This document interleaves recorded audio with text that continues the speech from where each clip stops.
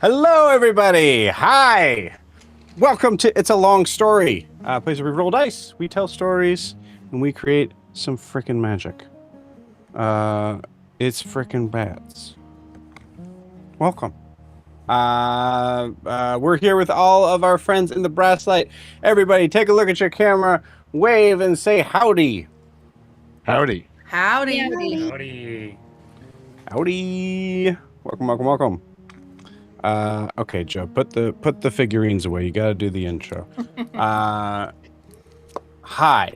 For those who have no idea, this is Hi. We're a D&D live stream that runs every Monday, Tuesday, Wednesday, Thursday, and Friday. Having 5 parties, living, existing, and breathing for those that do in the same homebrew world. The wonderful, beautiful world of Astera. Astera. Welcome.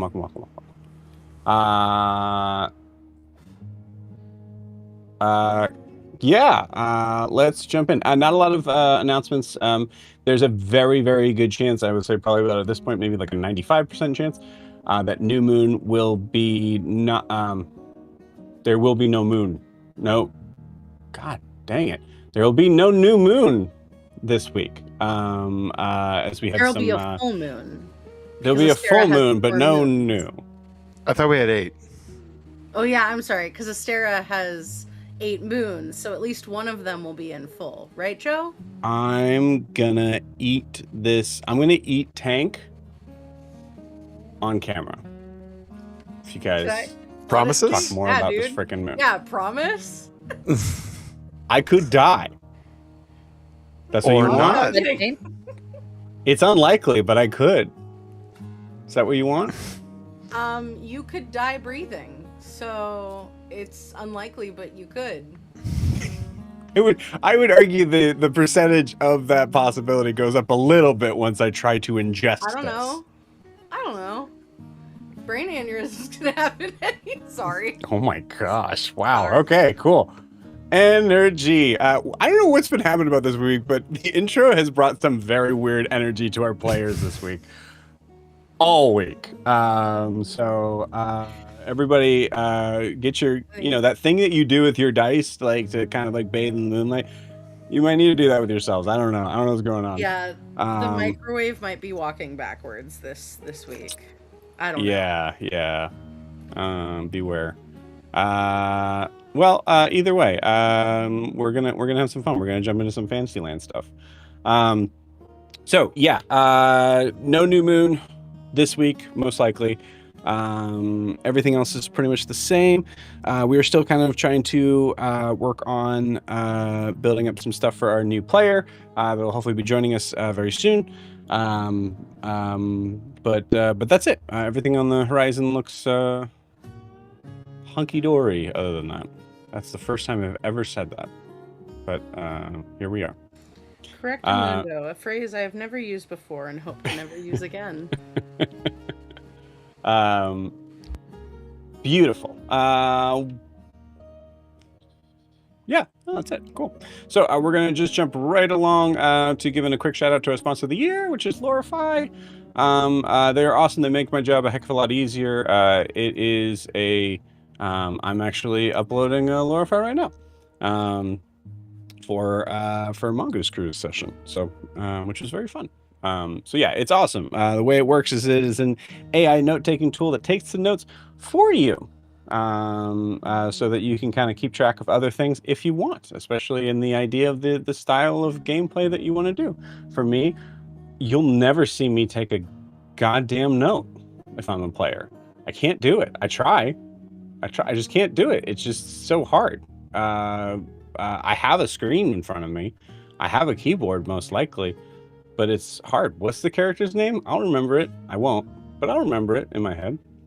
And thankfully, Lorify is able to pick up those pieces very, very well. Way it works is you take the recorded session, whether that is in person, like recording on your phone, or just taking the session that's like set up like this, and then plugging the audio recording into their web-based app, so there's nothing to download or anything like that. And then within minutes, you get an awesome and very beautiful, concise session summary.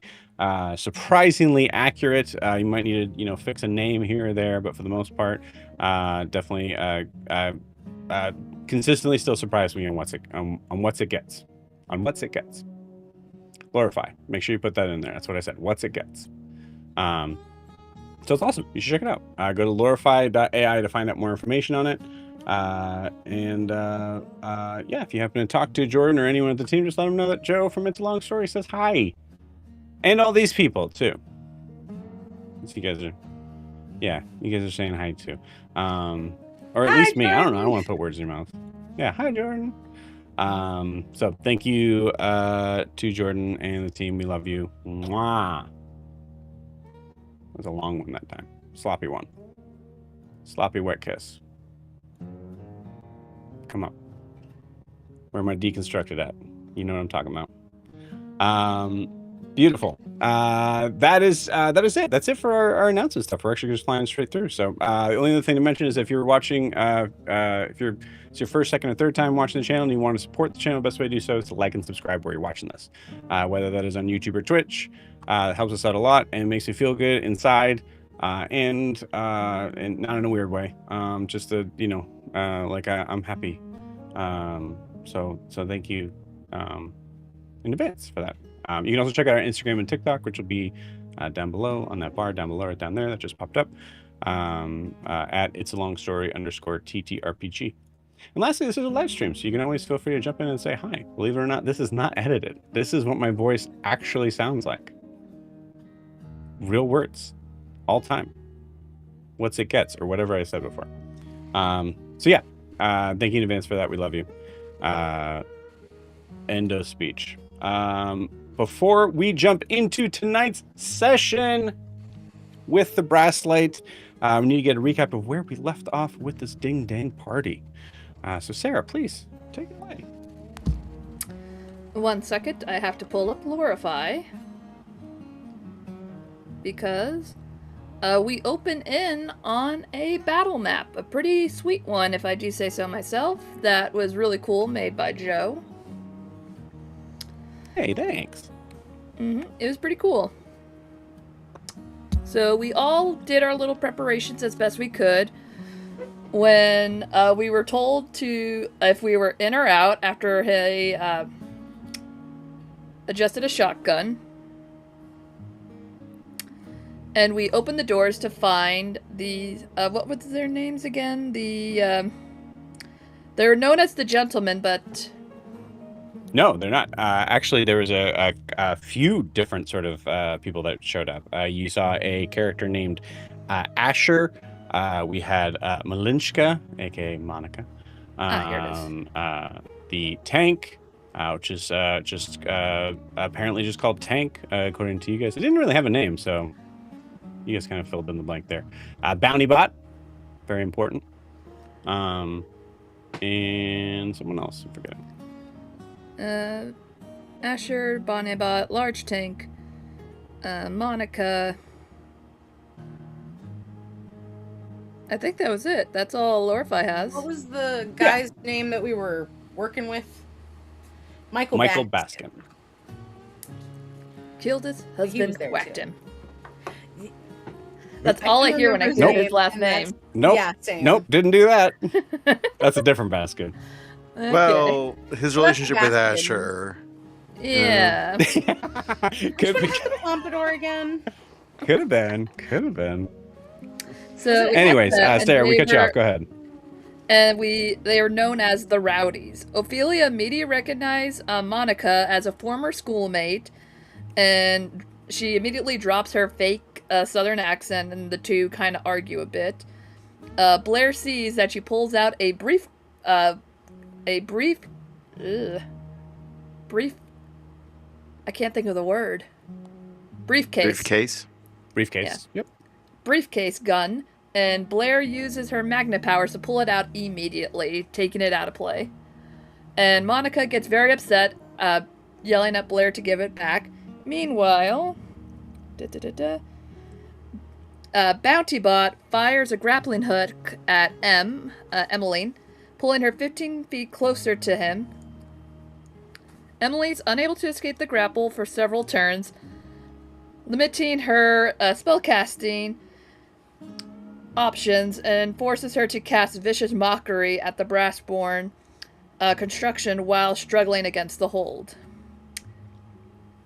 Ophelia torments Monica throughout the fight, casting dissonant whispers and dealing psychic damage as well as shade damage, in my opinion,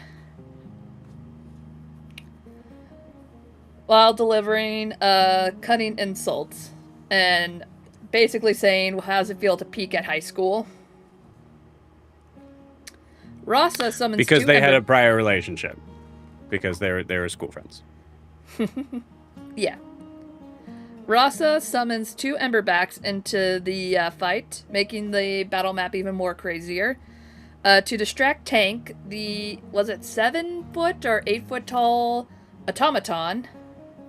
Yeah, so between 7 and 8. Pretty big ass automaton. Pretty intimidating. But both miss their attacks. The rowdies begin climbing the fence to join, like other rowdies start climbing in, like red shirts essentially, start joining in the fight. Blair goes down twice from the rowdies' attack, and Monica's other shot, because of course she had another gun, while Monica ordering the rowdies to put the kitty down. Blair survives both times through a natural 20 death saving throw and second win healing. And Blair goes down again anyway. M lands a critical shocking grasp on Bounty Bot for 27 lightning damage. She then attempts to awaken him and bring out his free will and become like true AI like her and Timothy was. Nope. Didn't work the first... You know what I mean, Joe. You know what I mean. I know what you mean, but you're doing the recap. So just to be clarified, because it's in the Lo-Fi notes, you're not sure. I know. You're doing great. Uh-huh. That one's a specific one. Okay, to be like M. She fails the first time, but succeeds the second, and then he's like, oh, and then starts attacking the humans, thinking, oh, they're the enemy. Ophelia is still assisting us, and still stabbing Monica with more quick jabs. Asher is continuously attacking... What's his face?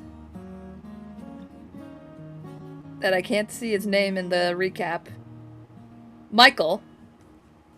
Michael, yes. Yes. And it seems like they have some kind of relationship. It's either like on the broad two ends of a scale, either ex-lovers or brothers or some kind of family. It's one of the two, I can't tell which. But those two are like... And Asher nearly kills Michael.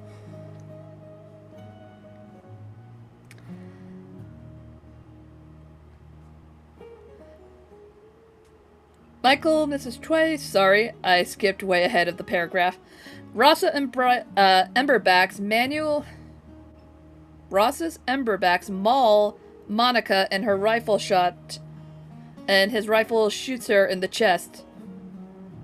Tank moves away from her. Monica falls dead, so she's off the table finally. And also Tank, as soon as she's dead, stops moving. Ophelia commands the Tank to sit down, and he graciously obliges. Blair investigates Tank's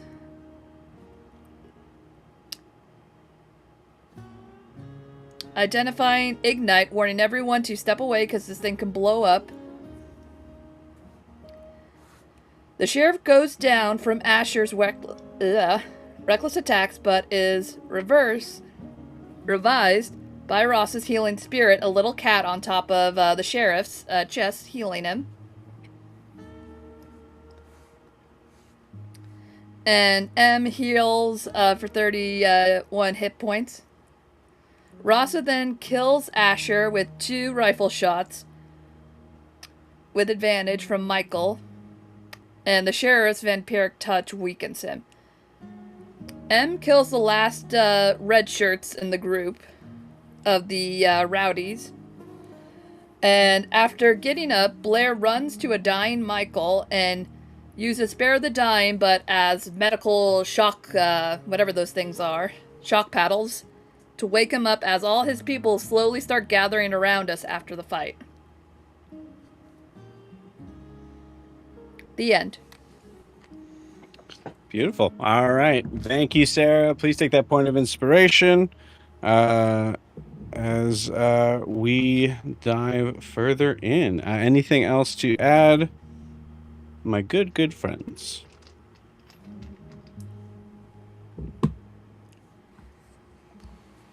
No. Nothing springs immediately to mind. All righty. Sweet. Yeah, I think just the scene, because this may be important later. I actually really don't know, but when Emmeline gave the beautiful sort of inspiration of recognizing that BountyBot does not need to be living in this this state of being told what to do, and also kind of giving a hint of like the incoming hint. It is kind of like the session title here, that if you just follow them, eventually they're going to come for us. And recognizing the destruction that humanity has done in itself, BountyBot then looks at who is the person that I could possibly kill that will be the least likely to give, or the most likely to give more violence, and goes to shoot Michael Baskin and somehow misses. So yeah, I think there's that, and then runs off. And then BountyBot walks away and he starts a paper towel company. And he starts a paper towel company. That is Lorify. That is not true. Don't take that. Lorify has done that in the past, though. It actually was really funny. He wears plaid Sometimes I shirt. miss it. Beautiful. Let's see. Any questions, gang? Mechanical sort of stuff before we start. All that good stuff.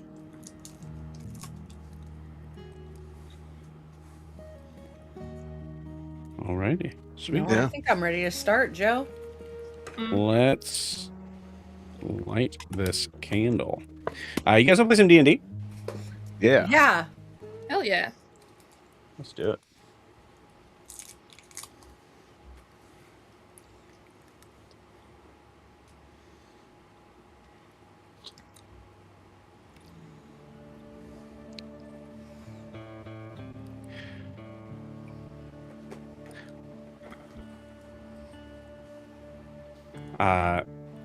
Cutting from over top the rusted out buildings of what is left of a culture that is at least on the back foot, the Brass Bridge Ward,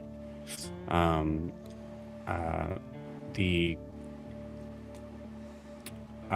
large kind of what you would see is like rusted out water tanks, a lot of orange in this place, but like that deep burnt orange, as mom's home, sorry, as the sincere burden of weight moving over like a blanket from what is now a heavy realization of it being late at night. There are figures that are now carrying away Michael Baskin, some of which is kind of like on the shoulders, but now is kind of like brought down as he is still severely injured. You all stand victorious in whatever this street fight was designed to prove or to save. That's a question. I'm going to move forward with a couple things here, and then we'll kind of have some space of what you guys want to do. You guys are guided back inside to the warehouse, to I'll say probably to the same room, to that same sort of conference room, by a figure that you see has a lot of cuts and marking and bruises on his face, matching most of the other figures of what you assume to be Ferrum Pereo here. There was a lot of fighting that was going on that was nowhere near where you guys were at. It was a full-on attack, it seems like.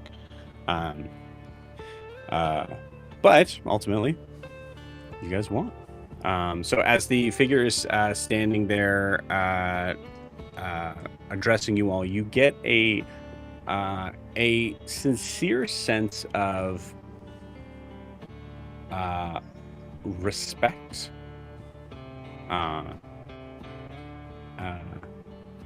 and attention, as this figure, we'll say his name is Garrett. As you see Garrett basically provide some options for you all. At this point, most of the people of Ferrum Pereo are going to separate out to their houses and go back into hiding, at least until the sun comes up. You are immediately offered a place of refuge to stay if you don't have one. And Garrett assumes that you will be contacted in the morning, most likely from Michael himself. Do you guys choose to take a separate place of refuge, or do you go back to the Broken Spur? I mean, I think that we have to go back to the Broken Spur, right, guys? Like, obviously, it may not be entirely safe, but, like, we have to go back. I'm inclined to agree. Mm-hmm. Unless Ophelia has an option. What? So tomorrow quickly above table before I make the suggestion. Tomorrow is the debate. What time is the debate tomorrow? Tomorrow is the debate. 8 o'clock. What time? At night. Okay. I assume. 8 p.m. Yep. Okay. If we want to be safe and not travel anywhere and just get rest and tackle tomorrow, we can still go to the thing. I have a new spell I haven't gotten to use yet, and I haven't used my one spell slot, which is Leoman's Secure Shelter. Ooh. It can house all of us. Oh We boy. can go to the Broken Spur lot and just put up a second house, like a dual zoned dwelling. Like It's gonna be our beach house. So no, it, Sarah, the Broken Spur is the beach house. So it's Bird- like a little Broken- house and sturdy cottage. It has windows and a fireplace. Whoa. Okay. You throwing a lot of things here. Let me just catch up to this. This is Leoman's. Your shelter. Yeah, that spell's not even coming from me. I'm gonna get to your character sheet. Sorry. So you're offering that as a possible suggestion. And it's Okay. because I have not used it at all, so let me see. So Yeah, it just makes a house, and we can use a tiny bell and some silver wire to do an alarm spell on it. And I can also conjure an unseen servant to be our butler in there with some string and some wood. I that's mean, actually horrible. Lehman's Twee Fallout Shelter. Or we can walk back to the saloon and take whatever terrible thing Joe throws at us on the way. I mean, don't we know how- also Honestly, I have think to get Nev. For what it's Yeah. worth, I would say that you could also ask for you could ask for backup, what's the word I'm looking for? Like a security detail. Yes. We could take Tank with us, home with us. That Yeah, I might be don't a think- little loud. Yeah, but who's gonna Conspicuous. fuck with us with this guy behind us? The people who sent him. Fair enough. I think they got like an air tag on him. Well, I mean, it's sort of they rolled a tank through the streets of the city to get us, and we're rolling around in the same tank. They're probably going to notice. Finders keepers. I mean, It would be like, basically coming in for a landing in Air Force One.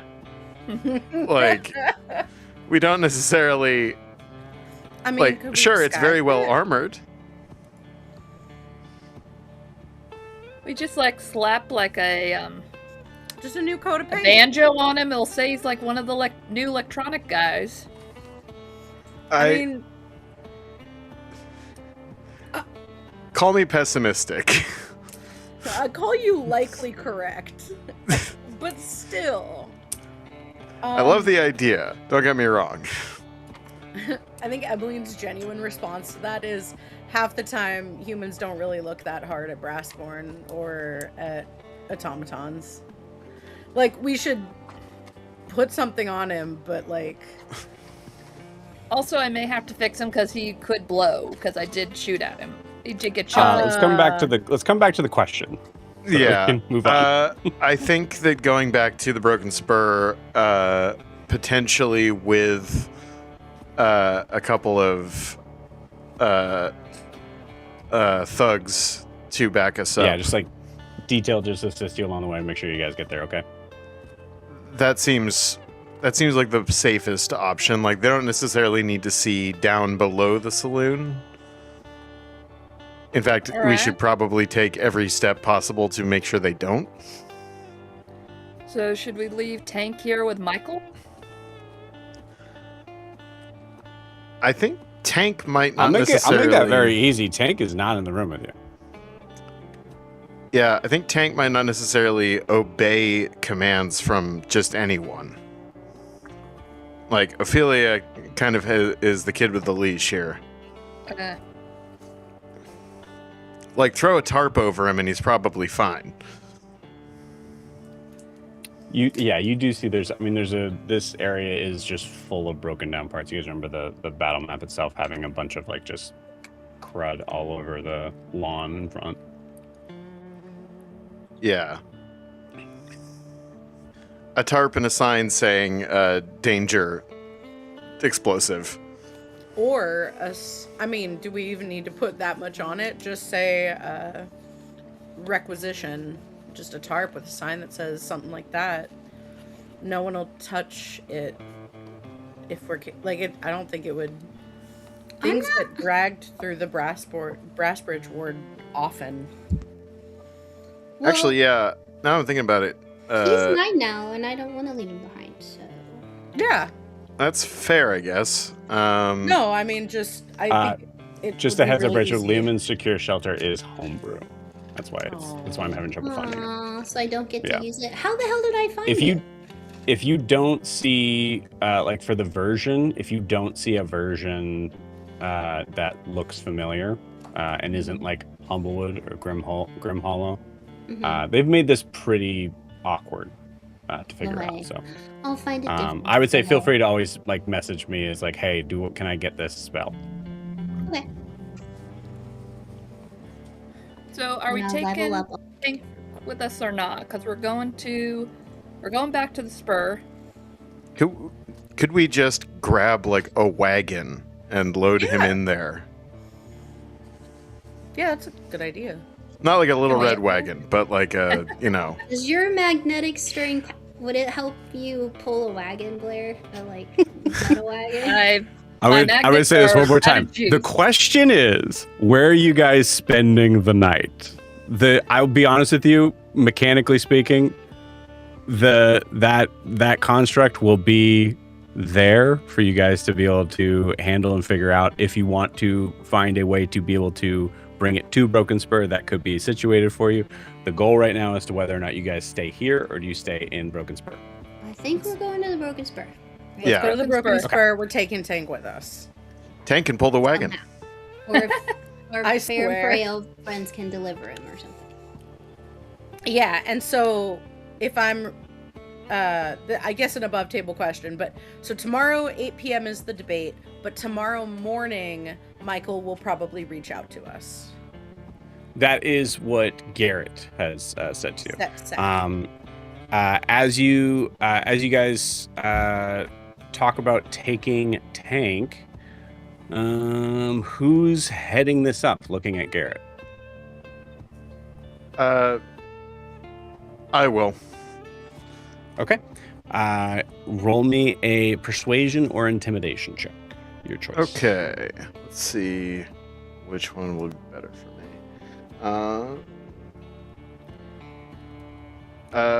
Doesn't really matter. Okay. Let's say 22. 22. Okay, cool. They 22. You definitely hear like Garrett like initiatives like this. Are you sure that's a good idea to bring that figure through the streets? That you just kind of giving your exact thought process right back to you of like, Yeah. this thing came to kill you and now you're gonna walk around with it.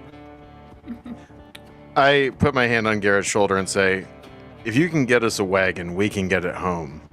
And if we could have some backup on the way, that would be much appreciated. Okay, you go. Guys, All right. does anyone have a cloak? I start taking my coat off. I have all kinds of stuff. I ask because I just killed people. That you did. And that is a death sentence for a Brassborn. It's not supposed to happen. So if I could have something to like... I give Emmeline my cloak that has the deep hood on it. Nice. Also, not to put too fine a point on it, ma'am, you should probably wash your hands. Oh. Have you ever... Oh. Here, I have a water skin, and I'm just gonna cork it, and I'll just slowly pour it over your hands.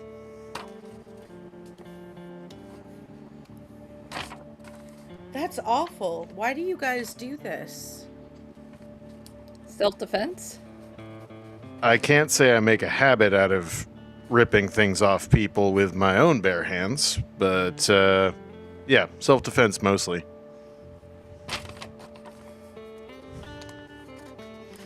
I don't think I had to do that. I don't think... So as you guys are talking, Garrett goes out, grabs grabs a couple people. It does seem like the wagon is able to be provided. You guys can continue to sort of RP, but I want to just kind of move this along to the point of just moving to the next day. So obviously I want you guys to RP, but also in a place where other people can do other things. Go ahead and give me a group stealth check as you guys are taking tank back with you. Alrighty. Got a 16. I'll do the old pass without a trace for the group. So, Smart. Thanks, add Roswa. a 10 to Thank that you. shenanigans. If I need to, I can be invisible.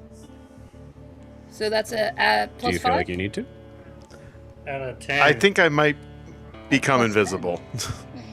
Okay. You got it. Just kind of step into the shadows, step back out, and keep talking like it's normal. With Pass Without Trace, I have a 28 stuff. 28. Okay, nice. It adds 10, correct? Mm-hmm. Yes. Oh, then 26. 29. You would have advantage, Sheriff. Oh, That's really good. 24 for worth? Prisha. 26 it Or is. not Prisha. Emmeline. Hey, it's one of those. Okay, Nine cool. for Rasa. Yeah, so I'd say I don't really have to do too much math on that. Smack dab at like 25. Okay, yeah, cool. You guys make it back. You don't see much going on. You do see that there are multiple other figures that you that you wouldn't, you really wouldn't notice them as being in part of Ferrum Pereo, even from times of kind of moving back and forth. As you see, a lot of them have carried specific sort of disguises of making them look like they're workers in for the Breastbridge Ward, like just industry workers. So like just like having a lot of crud on their face, just carrying around like none of them are wearing the kind of stuff that you would see for like Michael Baskin. Yeah, you see it is as they kind of start to web out as you guys are kind of heading that way. You guys are definitely without the you guys might have been in trouble without Pass Without Trace, I'll be honest. Even with that carrying the wagon there. But I think that Pass Without Trace really just makes it so that you guys are seeing a very trained reaction from Ferrum Pereo. As they all seem to systematically kind of spread back to what you assume to be their homes. With the security detail with you, you guys are able to make it back no problem. I think there were 5 that were with you.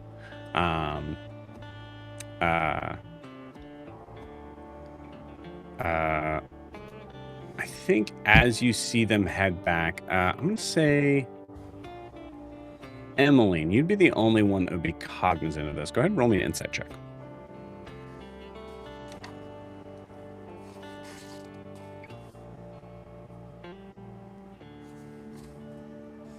Oh, God. Joe, it's a 5. Okay, cool. Honestly, probably pretty good. As you see the detail that kind of follows you in a sort of spread out sort of pattern, you guys get to the Broken Spur, and you see, I'll say even with a 5, like Emmeline, you catch like the slightest of nods from one of the figures. They just kind of disappear out into the darkness as they all assumedly head back to their homes. And you guys, as you walk in, seems like the coast is clear. So, did you guys know that Ferrum Pereo was that organized?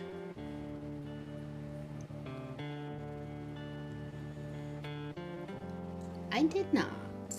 I had some, like, they recruited my brother all the way back in the south, so they had to have some kind of network. I guess I just meant like... that's wild, Blair.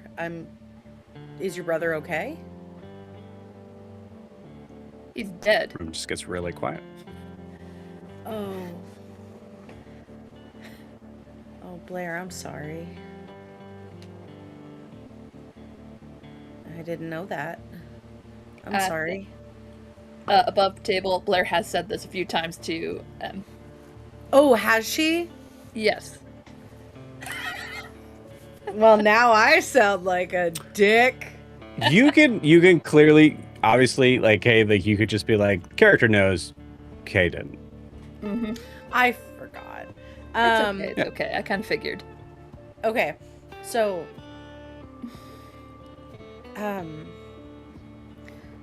they move really smooth. Like, I don't know if I would have noticed them. That's kind of scary, isn't it? Like, that Michael guy seemed kind of unhinged. I agree. Yeah, Raza, what do you think? I think we're all a little unhinged in our own way. I become visible and then say, "What do you mean?" You want to poison the water supply. Like, okay, fair. Well, not poison, redirect. Well, unlike the rest of you, I've never actually killed anyone, so... Blair just gives you a look. It's just, I think everybody Emmeline just kind of just- turns and looks at Ophelia. Emmeline's eyes just like she shuts off for a second, like her power plug gets pulled. Just no light, no movement, stiff. Do I like them? Do I think they're a little... Yes. Do I think we should not like be on their bad side and it's kind of a good thing I saved their boss from dying while they're all staring at us? Oh That was yeah. really cool, Blair. By the way, that was very smart and very cool. I had like a 50% sure that would work. I'm shocked it actually did. Do you do most So was he. things on fifth?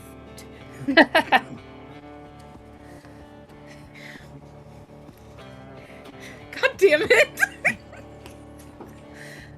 How do I a good follow one. that with a very mundane question? That was so good. Share? That was actually pretty funny. I do my Rasa, best. give me a say a history check with advantage. You Who? said that to me, Joe? Yes, Rasa. Sorry. Okay. Okay, that was pretty decent. 18. 18. Okay, cool. There is a, and I think Rasa,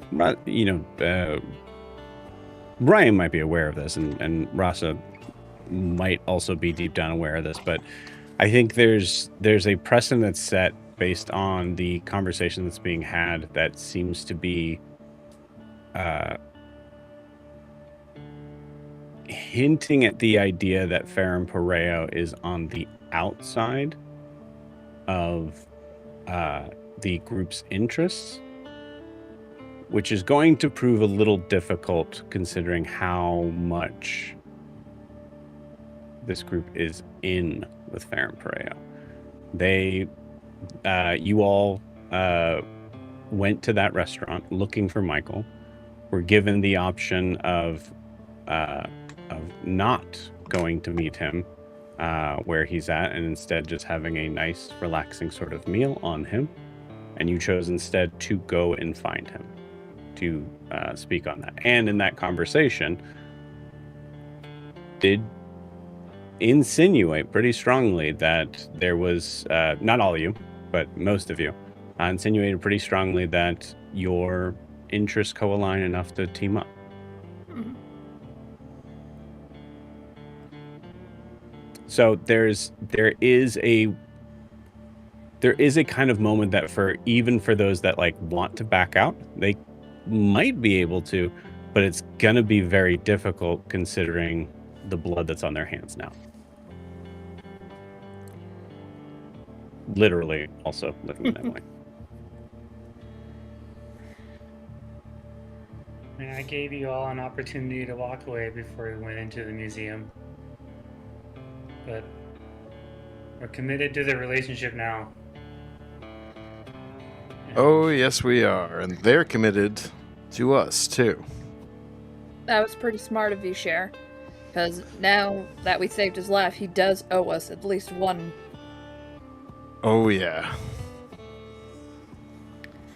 You guys, I don't know if this was really on the table anymore, but I can't work for Amelia Craswell or with Amelia Craswell anymore.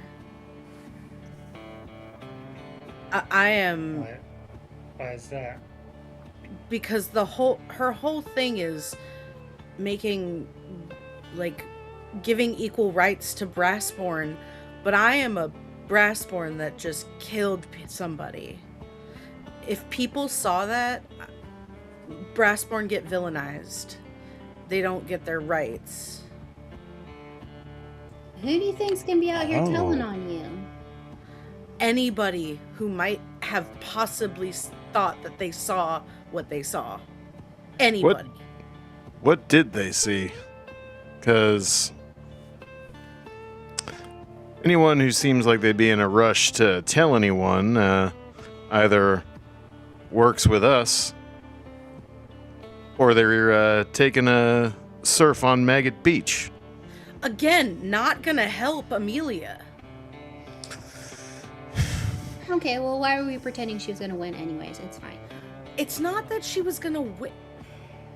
It's the symbolism of her trying to step up and starting the conversation and like trying to build. Above table, what is the general like? So one of the people that's running for chancellor is a military guy. What's his name? Yes. General Enos Fenwick. Enos Fenwick. Hmm. So it also, so what happens when Amelia obviously doesn't win and there's a scandal with the Brassborn is that Fenwick gets to have a new target, to like somebody new to target for his campaign, and this becomes a military city. Yeah, but Fenwick's not a legitimate contender to begin with either. Well, to her defense, if something goes wrong with the debate, all it takes is either a Brassborn, a Southerner, one person to villainize either group, and he has his whole campaign on a serving platter to saying, to save the North, we have to either subjugate more of the Brassborn or subjugate the South. Ophelia, roll me an insight check.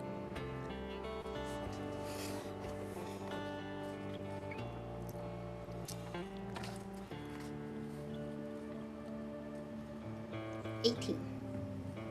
18.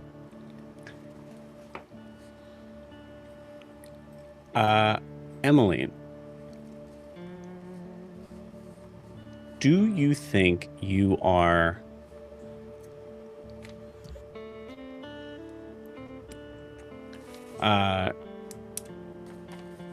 no, I think, yeah, you're announcing, so I think you're doing, yeah. Go ahead and give me a deception check. I had my d20.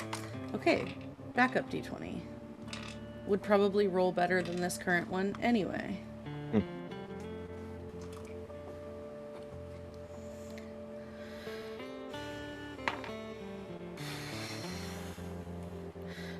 18. Okay. Interesting. Okay, then I think I'm going to just point to, because you guys both rolled an 18, right? Mm-hmm. Okay. So I think, Ophelia, as you're hearing this from Emmeline, it is, I think I'll give this as like kind of a halfway sort of point. You recognize that Emmeline is not saying that we should tear away from Amelia Craswell because of Amelia Craswell's design and understanding and involvement and everything. It is truly just because of Emmeline's involvement. Emmeline has blood on her hands. Emmeline has killed somebody. Emmeline is a danger to the society that Amelia is trying to uphold and take care of. And I think, Ophelia, I don't need to tell you, that seems like a crock of shit to you.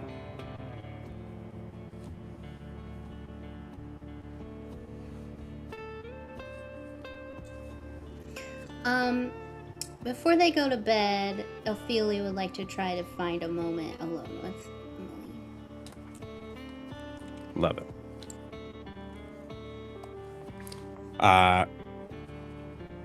I'll say this, unless there's something that, because obviously you guys can also RP in the morning, but is there something specific you guys want to do tonight?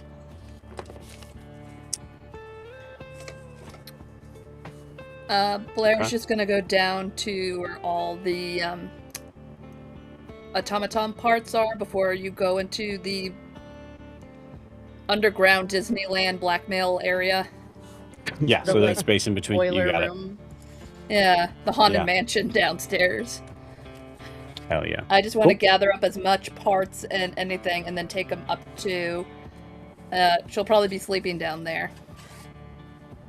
Yeah, so if you want to just camp out down there, yeah, that makes a lot of sense. Yeah. Cool. All right. Yes, I think, unless there's anything else, I think you guys just sort of find your space. It is relatively pretty late. You guys are beat up. And tomorrow, whatever is going to come is going to be a very big day, for sure. So yeah, I think you guys just separate and find your places to spend the night. And we'll find out exactly where that is in the morning. But meantime, Ophelia and Emmeline. Ophelia, your hut is still there in kind of the corner of the first floor, I think. Yeah, I think Emmeline, you want to describe what you're doing in this scene right now? Yeah, I think Emmeline, as people start to split off, I kind of have the significant feeling that at least the sheriff, but probably the sheriff and Rasa, had been drinking. And so the bar is probably a mess. There's probably Yes. there were bottles left before we left. We had the whole Bodak. Is it Bodak? No, that's the monster. The Bowback. Boback. Boba. I'm gonna get those vowels mixed or consonants mixed up the entire time. There's the whole thing with the Boback. I think that Emmeline is tending bar. I think that she's kind of falling back on something that she knows. Yeah. And that's probably where Ophelia will find her. Cool. Real quick, I sit down and kind of look at the bottle in front of me, look at Emmeline, and put a finger up like,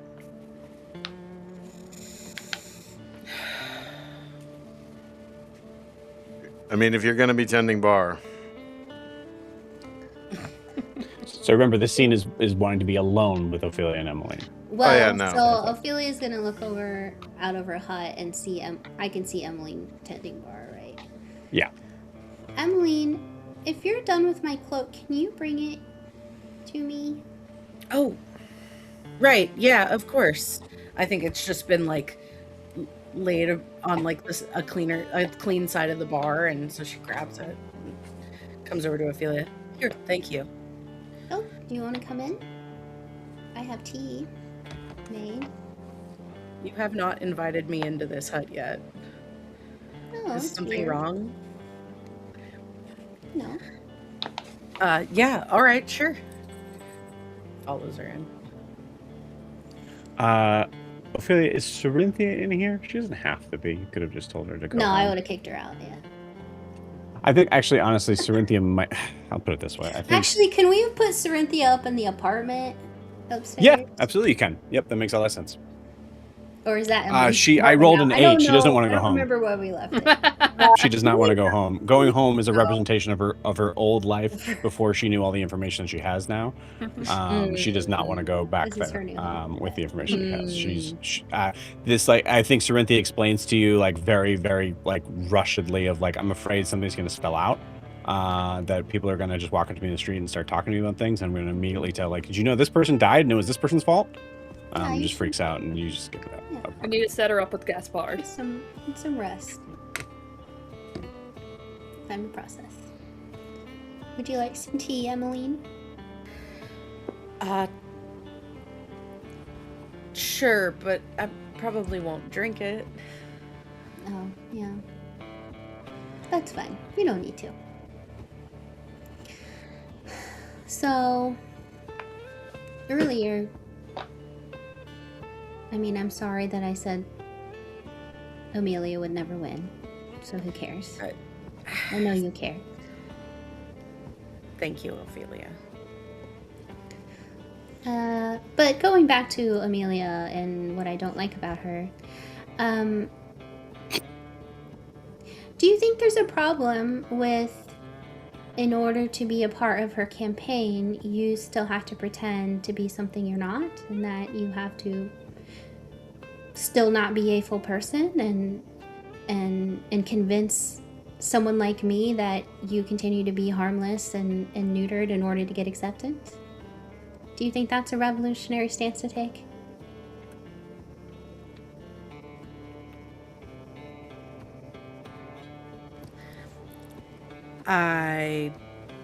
When you put it that way, do not. However,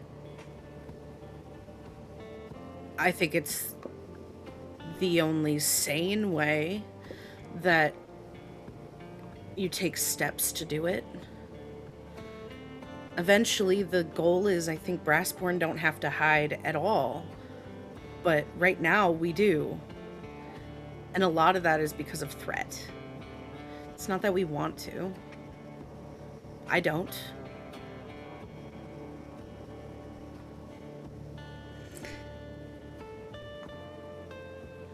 I'll tell you what I think. Is that people in power, even when they mean well and want to help people that they see as vulnerable, they feed you lies about respectability and tell you that that's the path you have to take and that's the only path available to your personhood and to be seen as equals in the world. And I don't think that's really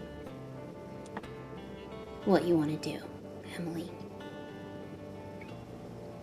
As kind as Amelia may be, as hard as she has fought for you, don't let her tell you that the only way to get your rights is to pretend that you are anything less than the humans around you.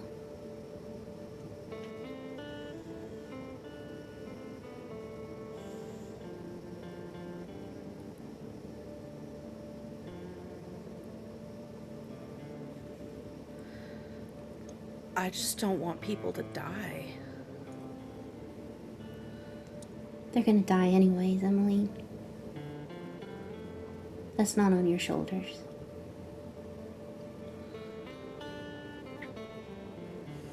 But there are Don't let- Brassborn that...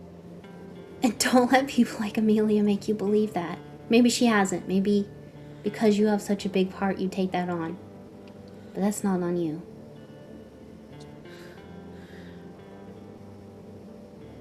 But Solvaire is working with her, so Solvaire's smarter than I am. So...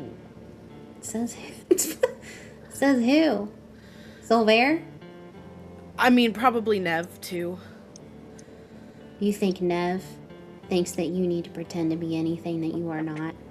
No, but I think that she probably thinks that Solvaire is smarter than me.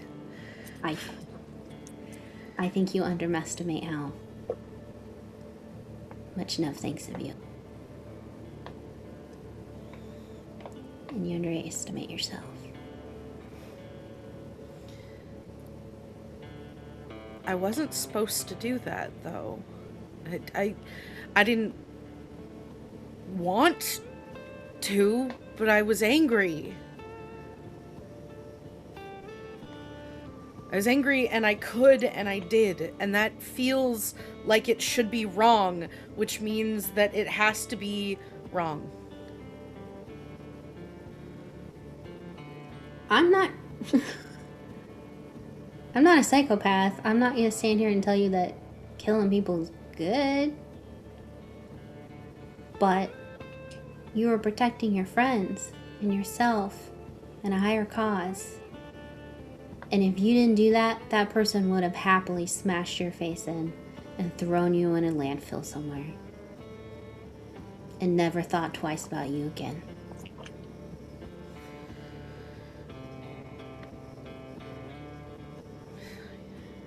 You're terrifying, Ophelia. I know.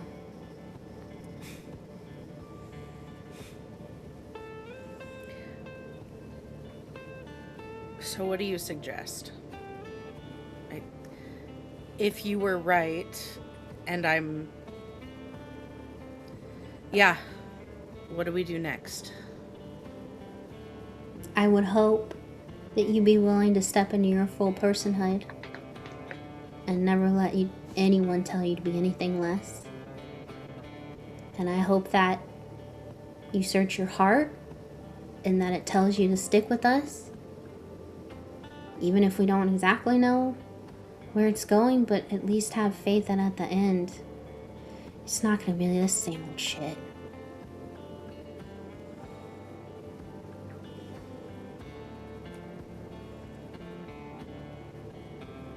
Okay. I will think about it. Plus, we're gonna go run Madura. That's gonna be very fun. I've never been to Madura. Gonna love I've it. heard things. You're gonna be a kingpin. It's gonna be the best. A key. Hmm? All right. Why not? Kingpin of the people. Sure, why not, Ophelia? Thank you. Okay, I'm gonna go to bed now. Okay, I'm gonna go kick the sheriff out of my bar now. Good luck. Thanks. And Emmeline's gonna go back to the bar, and I think that she grabs like a coaster from a table that's just been like haphazardly thrown there. Like probably someone Yeah. was sitting at the bar throwing them like frisbees, and I think that she grabs one and does just that, and it like she goes to throw it at the sheriff, but I don't think she's ever thrown anything at anybody.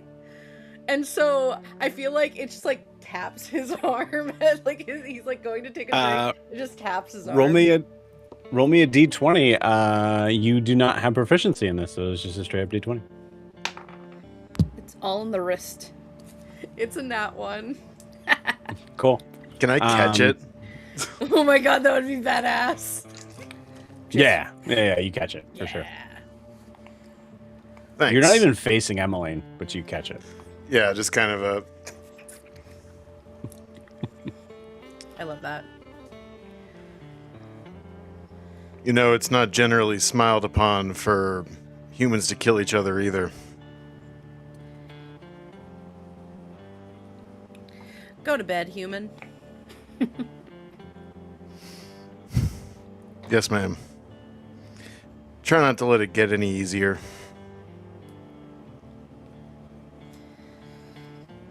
I don't think she has a response to that.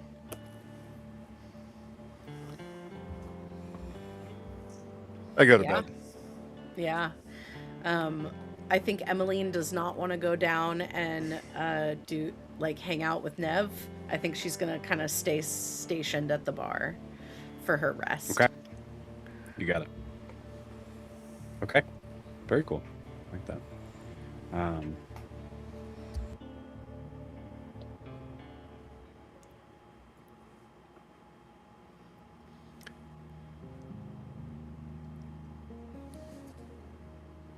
Actually, as you all go to rest,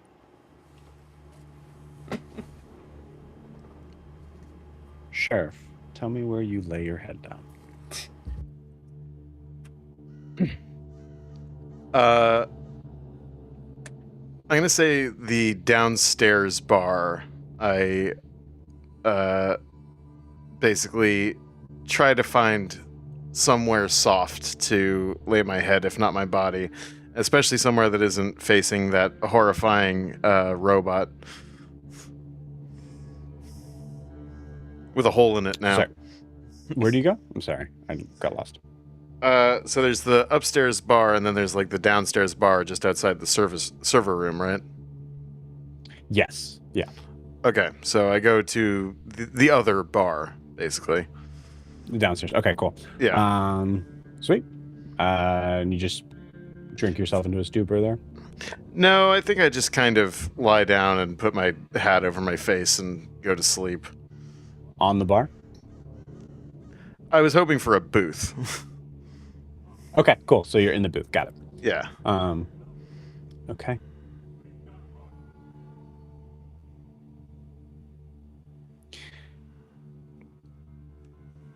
When you wake up,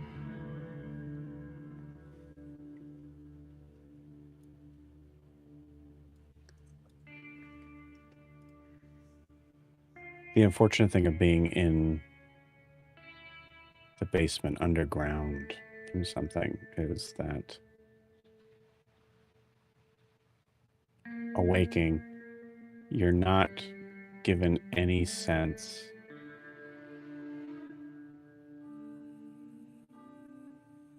naturally how long you've been asleep.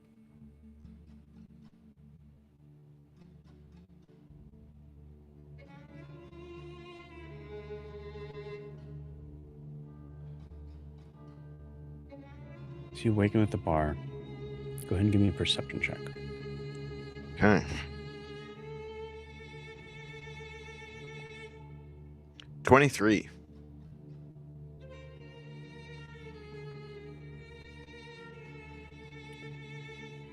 Now give me a history check.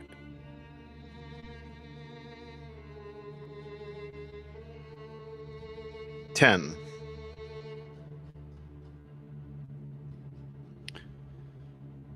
Okay. Looking around the bar, you see that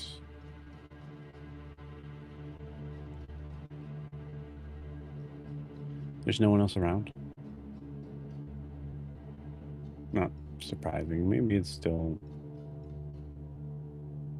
early.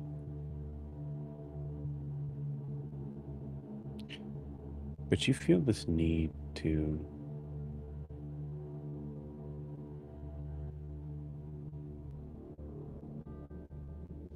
I think for Sheriff, you went to sleep without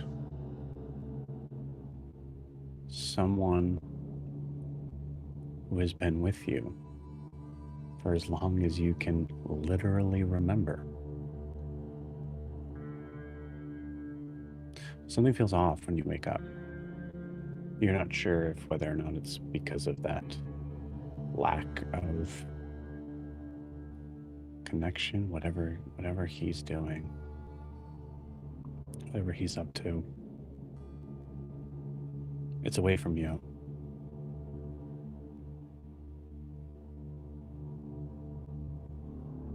As you mentioned last session, I think there's some part of you that feels that what's worse than seeing a spider than not seeing a spider and knowing it should be there. Yeah.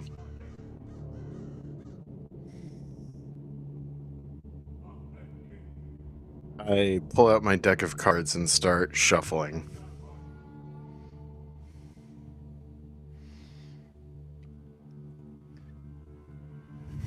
You start shuffling.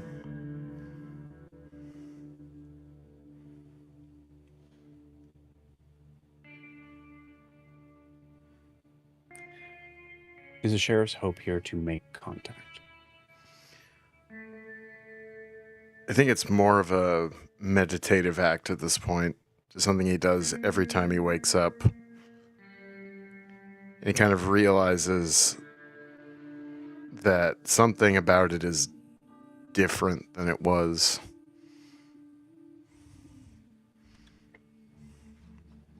Yeah. So he draws a card off the top of the deck.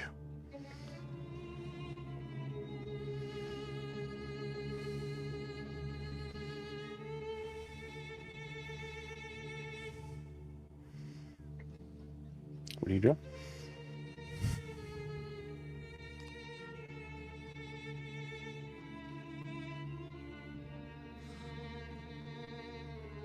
The Fool.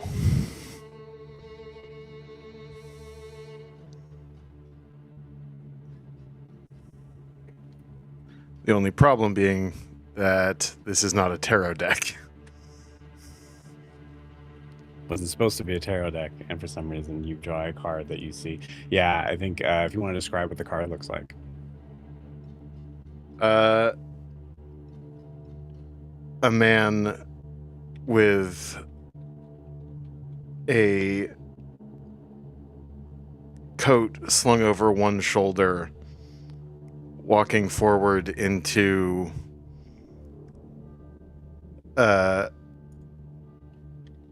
a bright valley with one foot hanging over a cliff.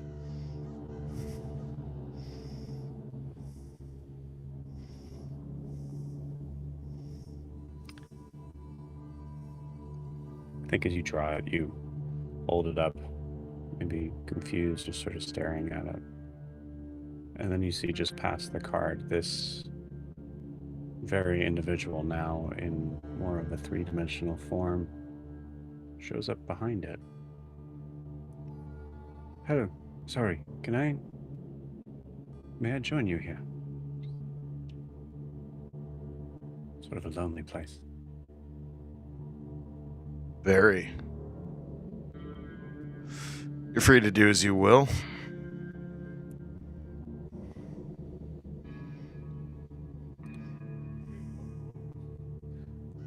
Cozy little bar. Don't imagine the service is that great. Not generally, no. And the price is way too high.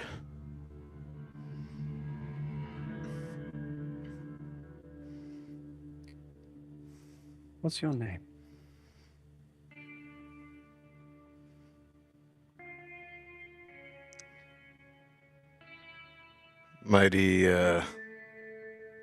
Mighty forward, aren't you, stranger? You invited me into your booth. Seemed welcome.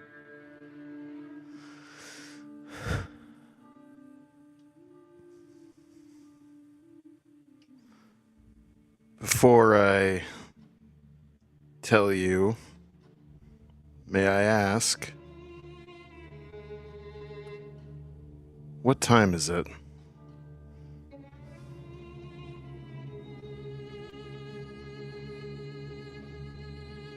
Interesting question.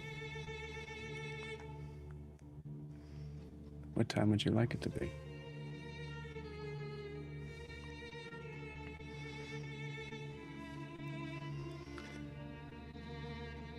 Before too late? After too soon? Hmm.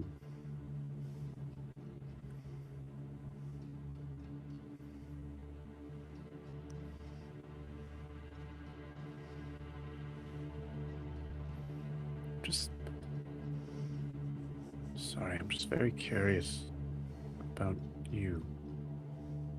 Did you... I apologize, I might have missed it. Did you tell me your name?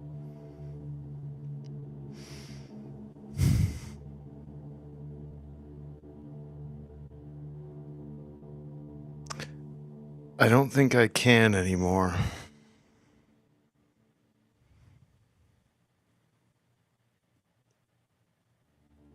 I might be able to tell you what it was.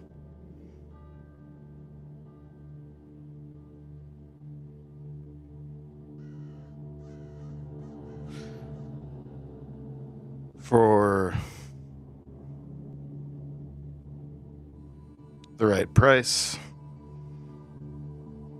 or after a nice game.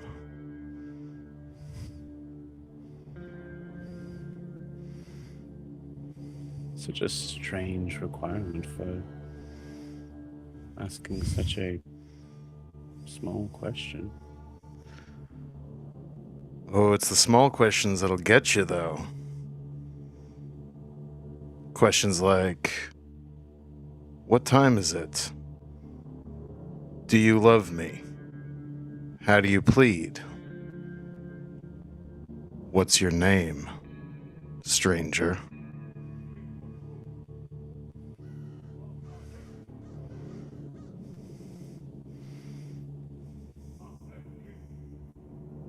Roll me a... roll me whichever you're proficient in, Arcana or Religion. Arcana it is. That's a 9. There's a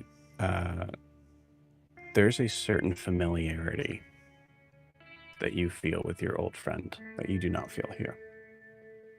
That's what I can tell you with a 9. Name.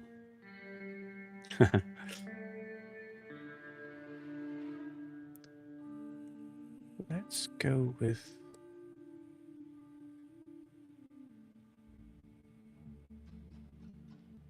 Jericho.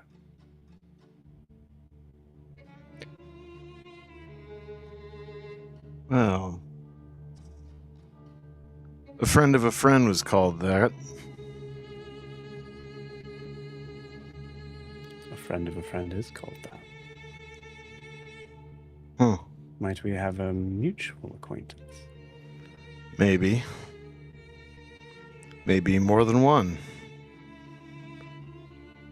You know any grumpy old men? Lucky little beasts? Or oft ignored prophets? You see this figure's eyes flash at that last part.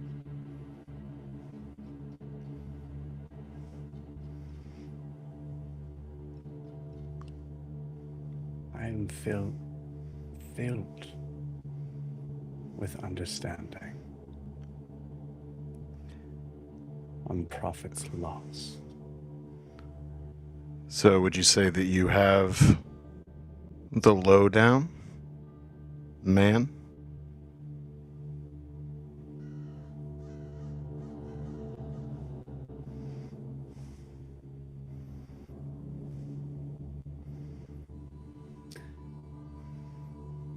Interesting thing about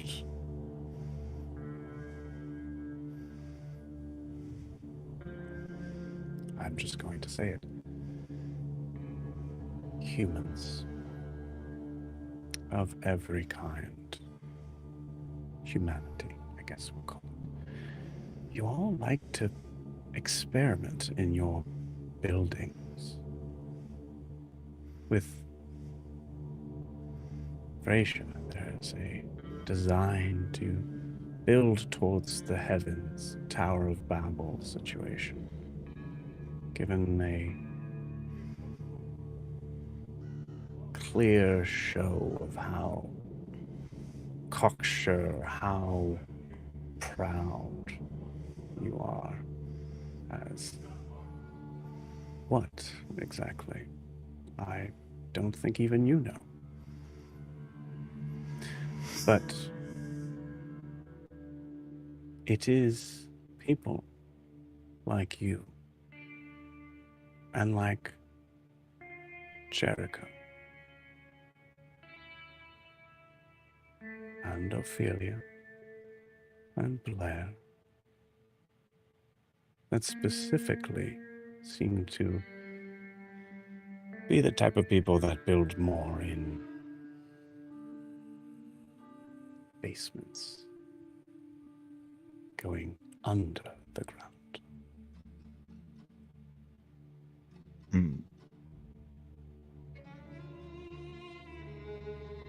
Would you like to be able to speak your name again?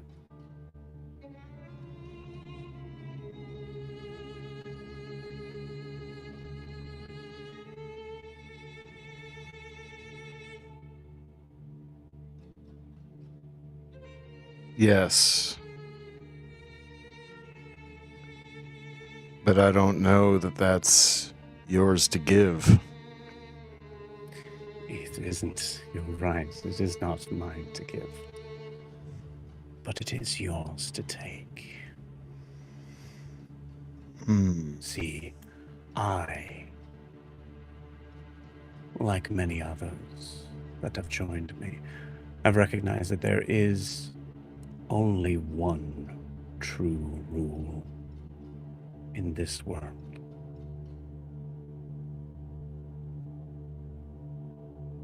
You take to survive.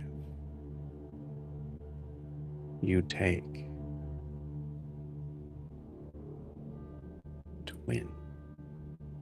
You see him turn another card on your deck. You see a picture of a moon.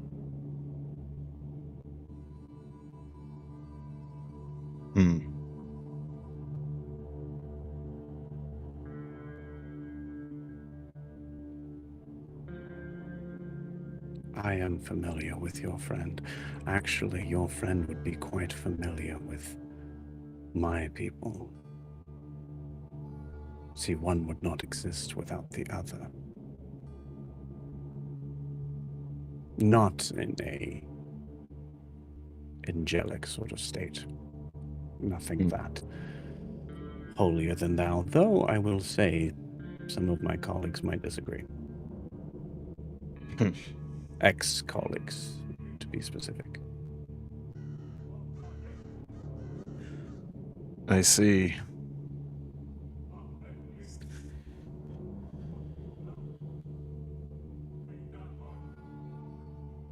So, mine to take. But from whom?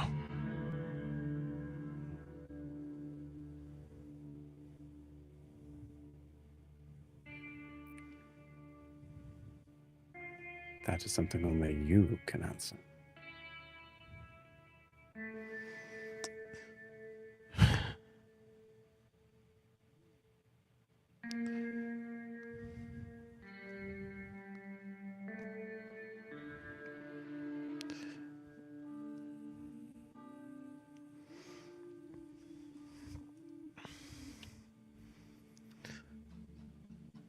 You play a crooked game, sir.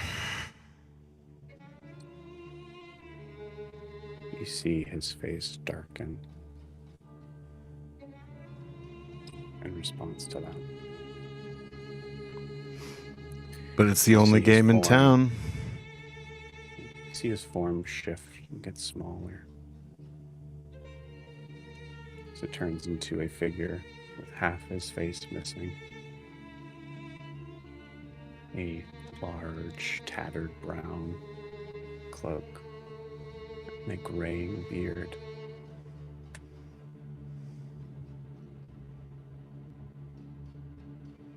I play the cleanest game there is. It's you who have been dealt the wrong hand. Not your hand. Not your hand, not your name, not your place. Look at you. Fallen asleep in a booth underneath a saloon, mocking the very existence of the culture you come from.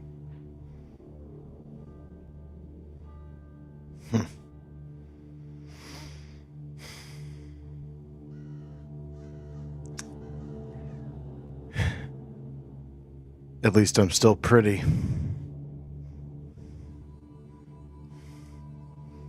Are you? And he gestures to your cheek.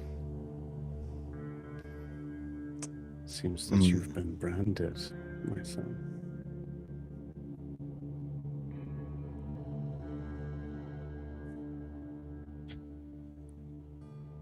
You make something of a point there. Is that the voice of experience I hear?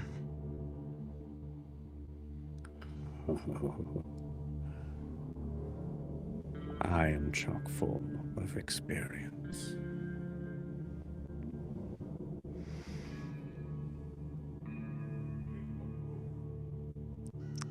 I'll give you time to decide if the sides themselves are really what's important. Because, Sheriff, a reckoning is coming sooner than you think. And all the eyes around this world will miss it. At least until it is too late. Because it will be too late.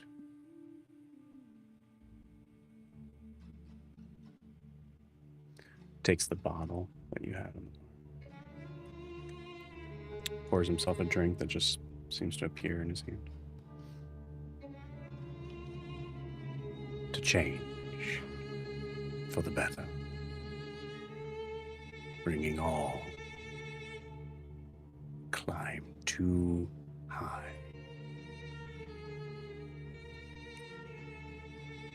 Down low. And you wake up.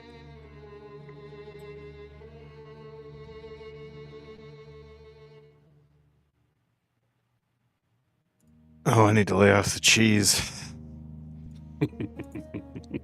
Fucking Jericho! Get out of here! You all level Really up. has no idea. Level on up. He's gonna tell you to throw me off a roof. I'm so mad. No, that's gonna happen First anyway, rule- though. Mother. First rule of business: there is a woman named Ophelia. first rule of Warlock Club. We have to throw Ophelia It has over a proclivity to standing on the edge of roofs. Sheriff, you have a mission. No. Learn the that spell son of a kick. bitch. As you all awaken in various sort of states, I think, Sheriff, you awaken with a significant amount of confusion and maybe a small headache that may or may not be related to the amount of alcohol you've consumed or the strange visit that you had. Yeah.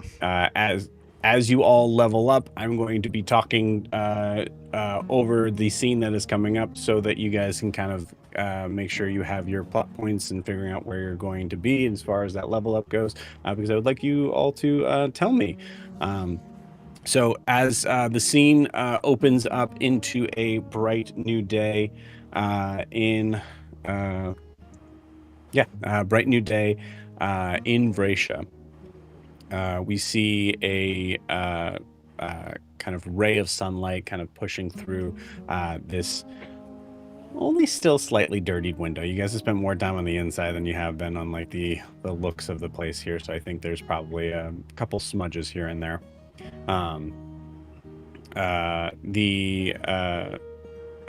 I think, Emmeline, as you mentioned, given the idea of where you rested, I think closer towards the bar looks immaculate in the time that has been able to be spent in doing something that is simple and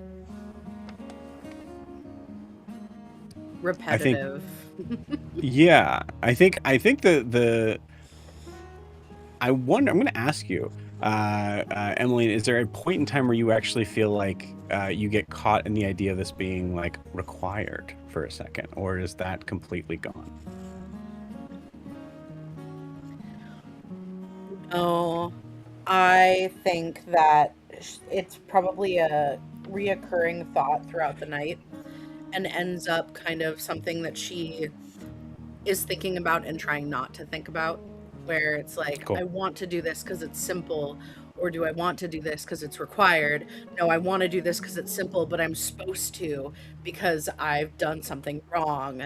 And I think it just kind of goes back and forth, and every time it like comes up, she just scrubs harder. Beautiful. Go ahead and give me a we'll call this a charisma saving throw.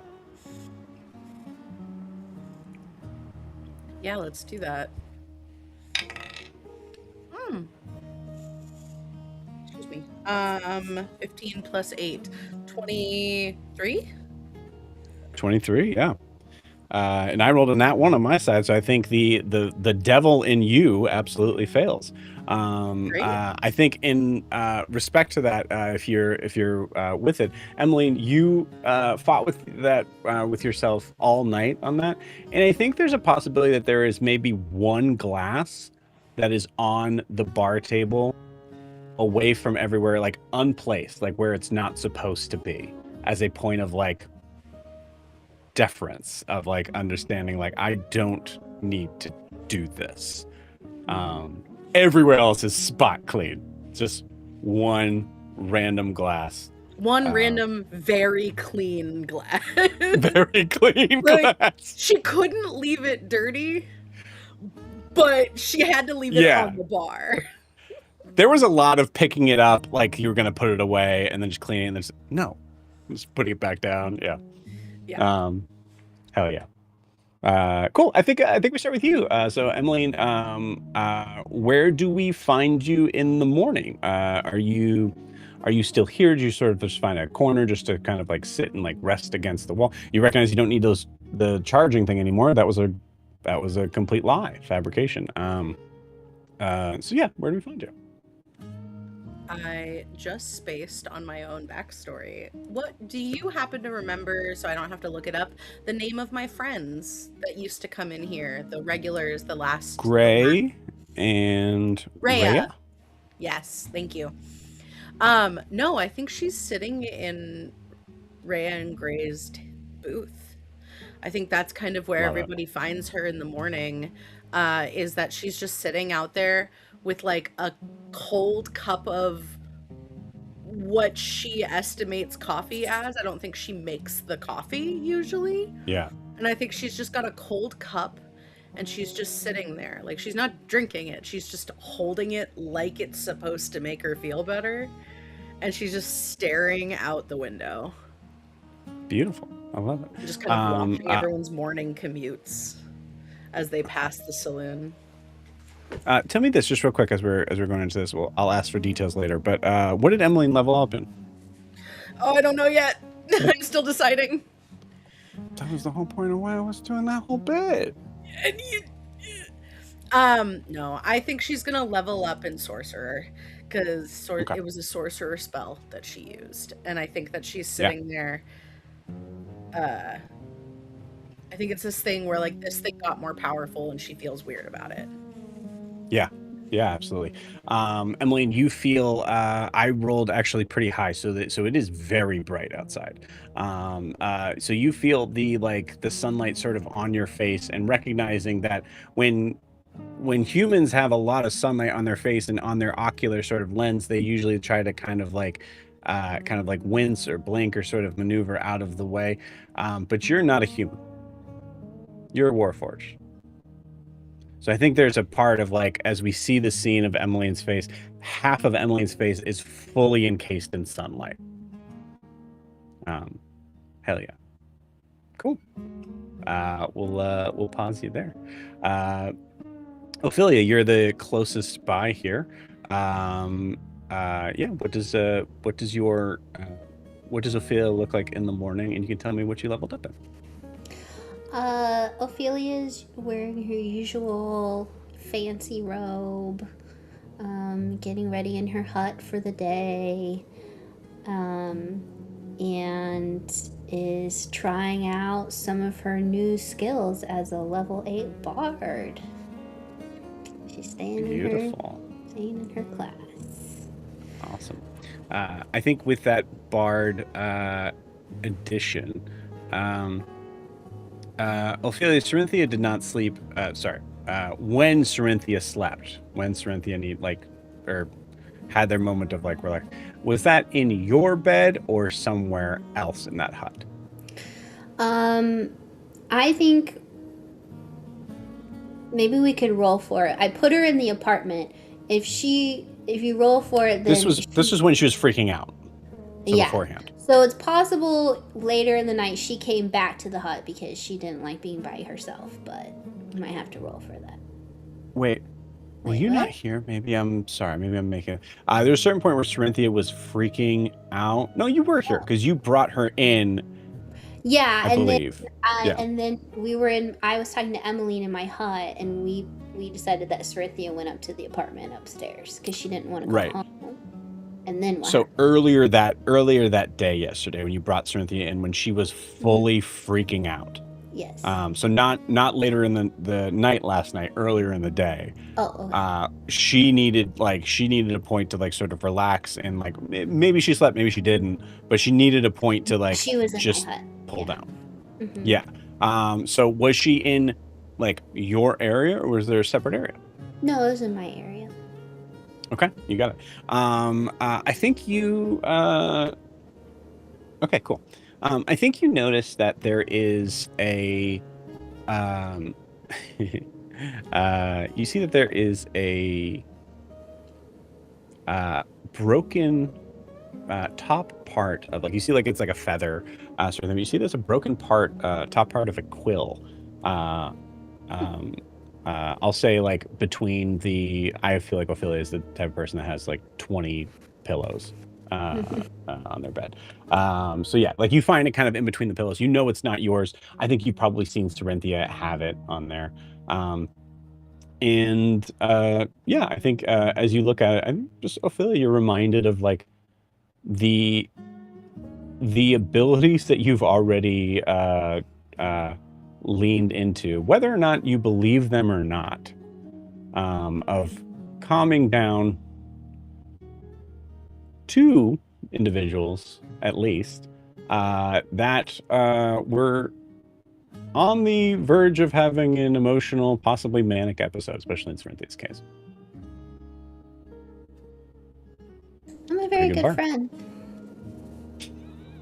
That's what you I say. should prob- Just holding it. I should probably tell Blair. Beautiful. I love it. Cool. Do you do you step out in your robe, or do you fully get dressed and like do all that stuff? No, I'll like, fully there's get no way. dressed and ready before I leave the hut. Yeah. Beautiful. And Okay. first person I see, I'm trying out my telepathic ability on. Beautiful. First person you see, actually, we'll roll for it. Yeah, first person you see is Emily. So Ophelia stares at you right in the eyes because she's still figuring this out. And then you hear in your head, "How are you feeling this morning, Emily?" Are you talking in my head? I didn't see your lips move.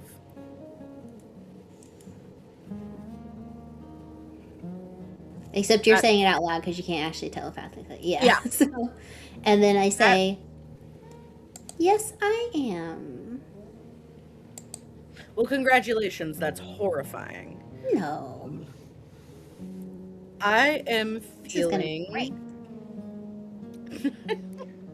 Does Emily not have message? Did I make that up in my head? I thought Emily has cast message to the group before.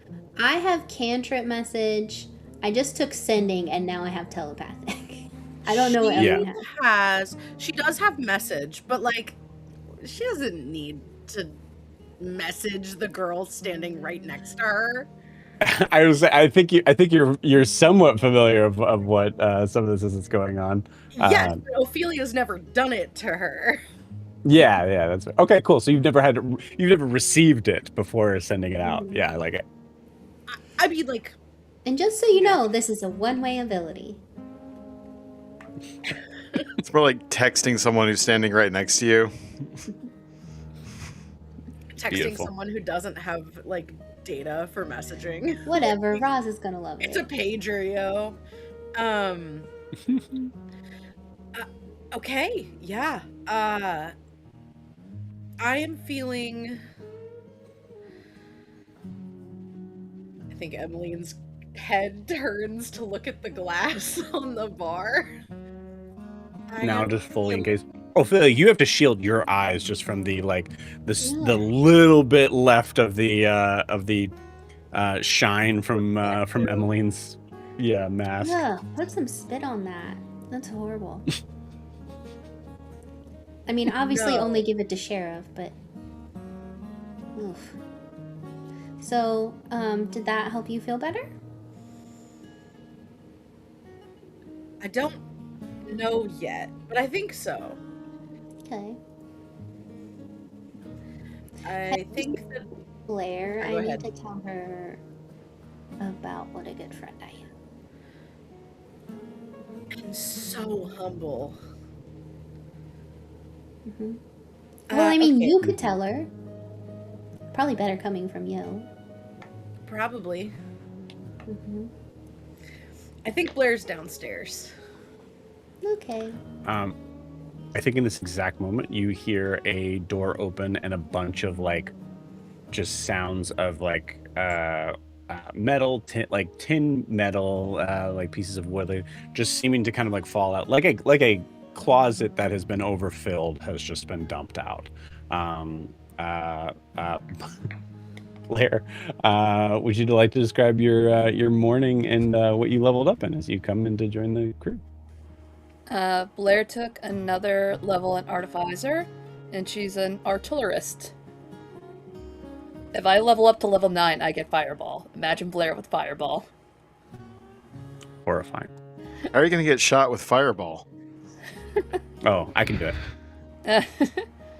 But this morning, she started halfway last night, but this morning she scraped together this great idea she had.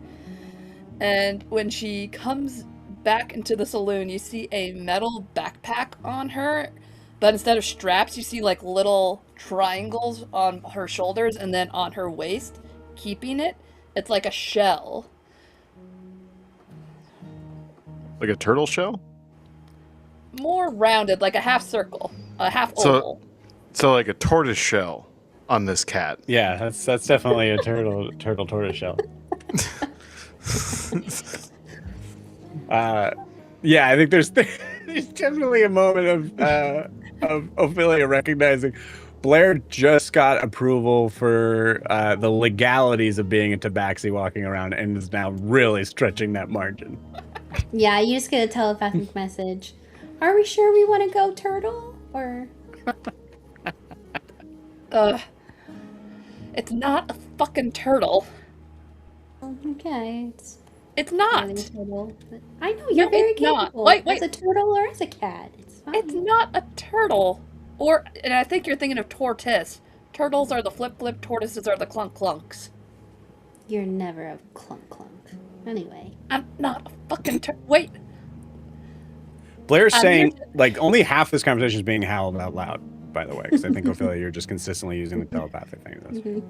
Okay, I'll show you. It's not a fucking turtle. This is Bags. Bags? Backup mode. Bags? And Bag should, like, pop off of her back and kind of Transformers. A head will pop out and a long tail. Okay, Bags give need- me an Arcana check. Yeah, Arcana. Okay. Arcana plus 3 is 17. 17. Nice. Okay, cool. Yeah. Cool. Exactly as you describe it. So, Blair, go ahead and tell me in details what shows up on the floor of this bar. Like I said, the backpack will first come off her back and kind of roll up into a ball, roll around the floor for a moment, and then just spread out with a long head, kind of a snout with long pointy ears. Arms will the little triangles will stretch out into 4 long arms, and then a very long curved tail will pop out, and it is a robotic armadillo. Ophelia's standing on a chair now. Okay.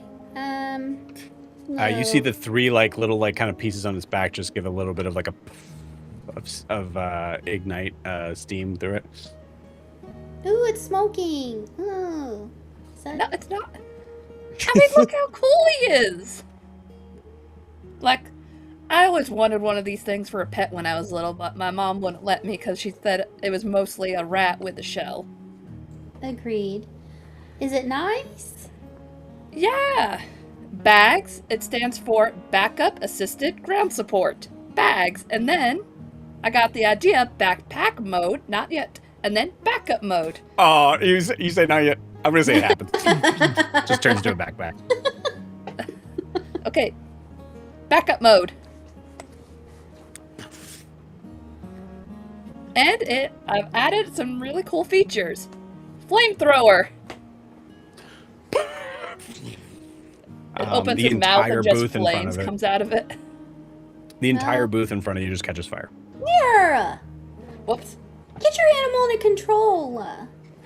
Backpack mode. please. Backpack mode. Backpack You'll mode. only listen to me. So I just don't try cleaned that. booth. Ogre. Or I'm sorry, not Ogre. Blair. Who? Blair. I just spent all night. Do you know how many stains I got out of that booth? Blair. And just undercurrent of this, just like this muttering, just Blair, no. Blair. Blair, Does anyone why? have like a fire extinguisher? No? Well, does prestidigitation do anything? Can I put out a fire? Sure, Hold on. I'll out. Okay. Maybe should have checked on that first. Okay, I should have done the other, not as I mean, flashy. the booth is Okay. destroyed. It's burnt to a Well, crisp. But I think maybe yeah, he's you an make sure it outside doesn't dog, spread. Blair. I think. It's not a dog, it's an armadillo. And he's pretty cool. And I will not demonstrate, but there is a move he'll do that he will, when I say it, he will jump in the air in his ball form and it will project all that energy to a person. Alright, that sounds cool. Also, like I did with Michael last night, if any of you are in need of like an extra boost, those little claws are gonna just like kind of give you a little extra charge. No. Is he always gonna smoke? Or... I did this in one fucking night. I think a little bit of impression, like being a bit impressed. Okay, he's very cool. You're very capable, Blair. I love it. It's been about maybe 30 seconds since you've told it what to do. It is now kind of crawling to your leg and just starting to kind of scratch with its metal claws. Yeah. Aw, you're such a good boy, Bags. Bags, backpack mode.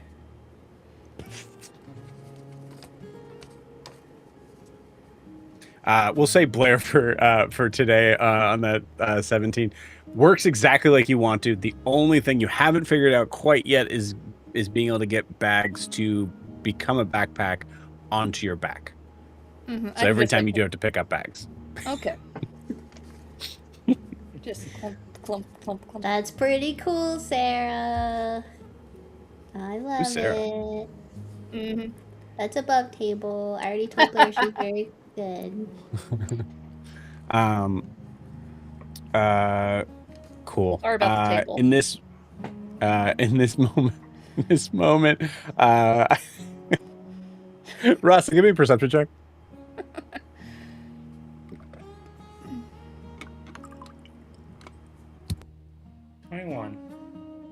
21. Cool.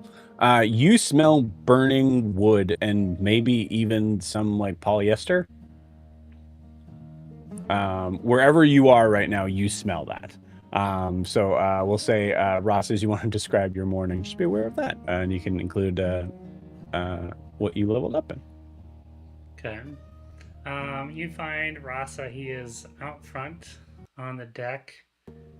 Oh, you're back.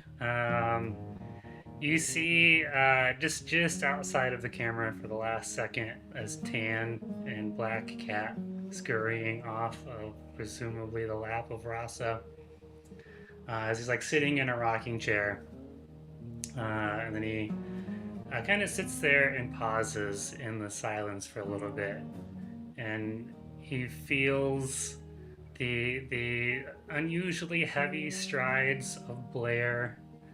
He feels Ophelia getting ready in the morning in her hut, Emmeline walking up the stairs, and maybe the faint trail of the sheriff down in the basement before he kind of pauses there for a while and then begins to sniff and smell the burning as he feels an extra set of legs appear somewhere in the middle. I'm taking another level of Ranger. I'm going to homebrew a buff to my Tremor Sense with you after this. Okay, And, yeah, we'll discuss. As he, go ahead. I was just gonna say, I think a little bit before that, if you've been outside, you've been awake for this amount of time. Just a small thing I want to do here is that I rolled for it. Rasa, are you? I imagine you're aware of your surroundings here, but I think this is a like morning. You're full on old man morning right now. You're in a rocking chair. There's a cat on your lap, and you see that. It would probably be like a little bit sort of depends on shifts. You see that there's like a couple of like shift workers that you see like are walking out. Their hair is still like matted wet from whatever they've been able to dunk their head in from the night before. You see that like work clothes on. You see there's a bunch of like you see that there's one person in particular you see is carrying like this large tin toolbox. There's just kind of walking by. You see that he is very much in a hurry. But as he stops and sees you, he just kind of takes his little battered hat and just gives a little nod to you. Yeah, Rasa takes a moment and does the same thing. Just gives him a little tip of the hat. Lets the silence just be in this like early morning between these two people. Yeah, hell yeah. Yeah, you get the idea fully 100% as Rasa's understanding of the culture of getting up in the morning and having to go to work. There is a understanding that kind of catches between your eyes and this individual's eyes of like we are acknowledging each other and being cordial and respectful in our greeting, and we say absolutely no words because we're not ready for that yet. As the figure continues on. So I think you're fully interrupted by this sound of the armadillo and all this stuff. Your awareness has shattered your peace. Yeah, so then Rosso's like clanking on his boots through the double doors that squeak. Alright, what the fuck is going on in here? Why do I smell fire this early in the morning? You try to show people some cool shit. Yes, I should have thought about it earlier. There's Okay. just a blackened booth next to Blair as she says Okay, this. well, we did good not burning it down. So I guess I'll take that for a win. I kind of took a thing out of your book. Backpack. Backup mode.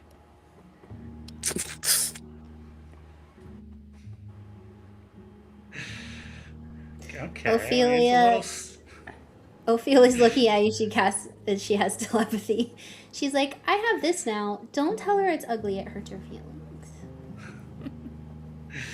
Yeah, Rosso's like looking at it.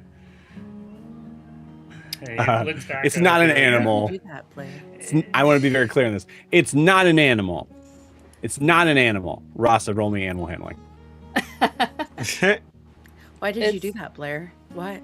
I just spent all night cleaning It was that. almost Blair, a why? 19. I It was didn't- almost a 19, but it's a I 19, didn't think cool. it'd be that far of. I was very You're not excited to entirely- show how cool things I made. Yeah, Rasa, you're not entirely sure what sentience this construct has, but it it reminds you of you've spent enough time doing emberback wrangling that like you've seen like the moments of like a drone's first steps.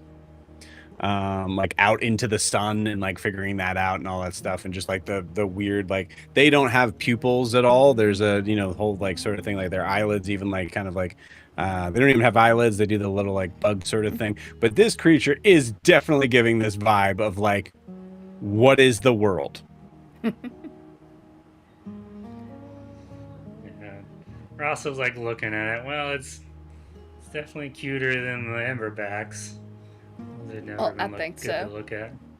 I can't give you an example like I did with them, but I just point to this burnt table. He can do that and much more. Alright, I like it, Blair. My friends and your friends can become best friends. As long as they don't crush him. Bags? Backpack mode. And I just had to fidget. Oh yeah. Sheriff, you can absolutely enter the scene now, and I think as you do, please describe to me what you look like entering the scene right now, as you also have leveled up. I walk in, take a look at the booth. Should I ask? It's Blair. I could give you a demonstration, not the fire, but who did it? Oh, okay. So it wasn't you. Not technically. Blair, why would you do this? Blair, I spent all night cleaning that. I didn't really Emily's think I still was just so stuck excited. in this like, but I feel like Emily's close by the booth, just kind of touching it. I was super excited, and it was the Rasa- first thing I could think of. Bags? Rasa goes and grabs it and pulls it outside so we don't have to smell the burnt char. Oh, it's the whole booth, baby. Yeah, he's gonna just start. So you start the breaking process? it Yeah, apart. absolutely. Yeah. Yeah. Yeah. Let's freaking get it out of here. Rasa, no, Rasa, I can fix it. Rasa, I think Miss Emmeline, I think it went might all be a little night. past fixing. Sometimes you just got to accept that things are going to change. But I Raza, spent how all can night help you? No, despondent. no, I'm going to. If this can happen randomly, I need to pare down some randomness. What am I looking at here? First, bags, backup mode. Cool. This is the third time you've unleashed this creature with nothing to do. Yeah. I'm gonna roll. are And this too. is like hilarious. Like this is the scene for sure. Like this is exactly how it should Yeah. happen. She's I'll proud be of clear what on she this. made, okay? She's pretty proud of Absolute- him. This is great. This is very good. I have to think of all the other creatures. As soon as I see this thing, you watch a 40-year-old man turn into a child. Like, immediately, oh my goodness, who is this? I like go Bag? up and like offer a hand.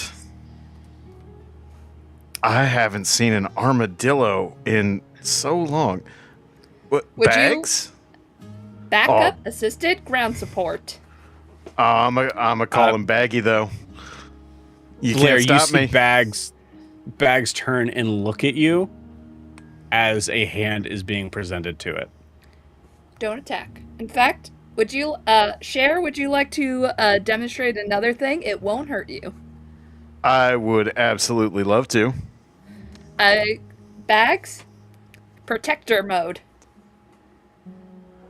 You tell me what it does. Bag's little claws should be like, just dig into Cher and you will get temporary hit points. Oh, that is bracing. So Bags, listen, this is what happens. Bags, who's been let out of his Pokeball like 4 times now to do nothing, and is now given a task, is so excited to do the task that he launches his claws and his body into your face, grasps the side of your of both ends. You take a D4 point of piercing damage you take 4 points of piercing damage as it launches itself, grasping to the side of your head, and it will not let go no matter what you do. Okay. I he think should he likes me. So I just need to work with him a little bit more. I You think get, that might be the case. 7 points of temporary hit points. Oh, that is actually a very bracing feeling. Oh. Okay. It's supposed to be like a gentle hug, like a... So what you made is the cutest thing I've ever seen that dispenses drugs. Yes, thank you. You I don't fully understand. can't see Sheriff's face as the entire armadillo is on his face. Bags, As he's, back to as me. he's talking. Bags, thanks, buddy. Thanks, Baggy. I think you should probably go back to Mom now. Bags, I like pat him awkwardly on the shell. release No, Cher. All right. I go up and... I was gonna say, I think as you say that, I think that would do it. As Bags releases and immediately turns into a full armadillo ball mode and slams into the ground. Emmeline, you notice that there's about maybe like a 1/6 of an inch indent now in the hardwood floor of this place. Oops. Blair, why would you do that? I spent all night mopping and scrubbing that. Why did you spend all night mopping and scrubbing? It was Shut up, Sheriff. Okay, again, I'm sorry. But look how cute and how cool he is. agreed. I spent all night cleaning that. I spent all night I will- cleaning, Uh, and I worked so hard. I worked so hard to be good. I'm so tired. Bags, backup mode. Or backpack mode. all right. I kind of look over towards a mirror if there are any in evidence. I think whereas this obviously this would be temporary HP mechanically speaking, but I would say that is going to translate now to the actual hit points that you're having. Sheriff, you see that your skin has these like claw imprints in it, and then you see it just start to kind of heal itself and sort of fade away. All right, I kind of, while I'm looking, I wave my hand over the mark and cast Alter Self, and it disappears. Ooh. Yes, Because I now have Alter Self. I have Master of Myriad Forms. Nice.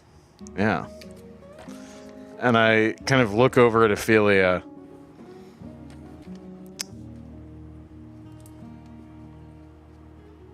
You mentioned a Jericho. Rasa, give me a perception check.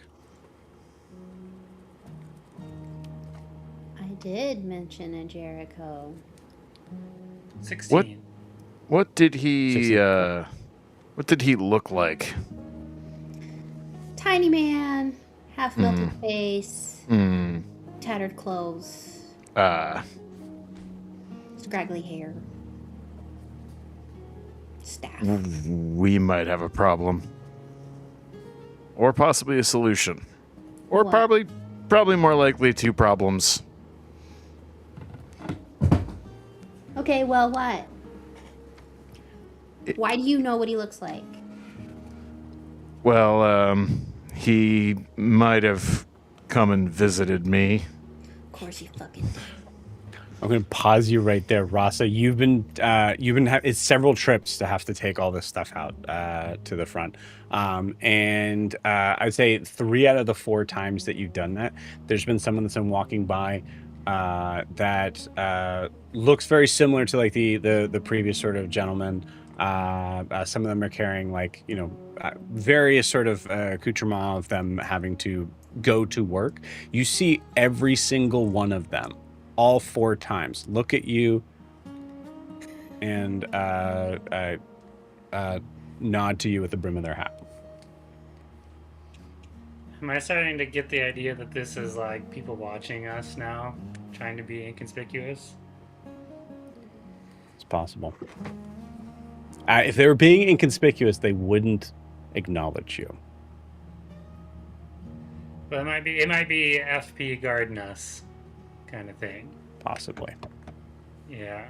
And I think you like start to like come right back in, like to maybe acknowledge something of that nature.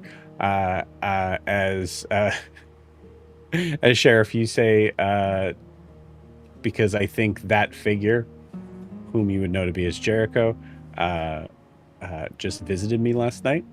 And I think, Rasa, in that moment, you recognize that whatever you have to say is not going to be nearly as important as what the hell that means. And with that, we're going to take our 10-minute break. See y'all in 10.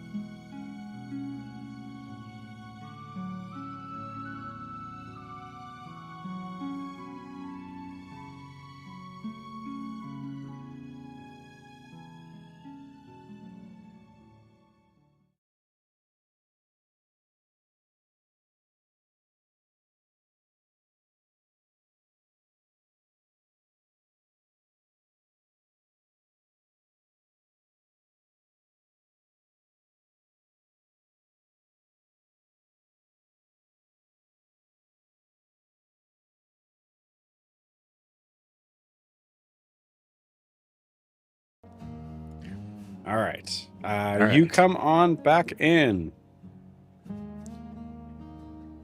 Come back in. All right. Well, while we're waiting for them to come back in. Yeah, Rasa, you will come right back into that scene. Rasa, I think you kind of stop in your tracks, recognize what the sheriff is saying as a figure that has long been a feeling of almost a distant memory in a very recent past is brought to light once again.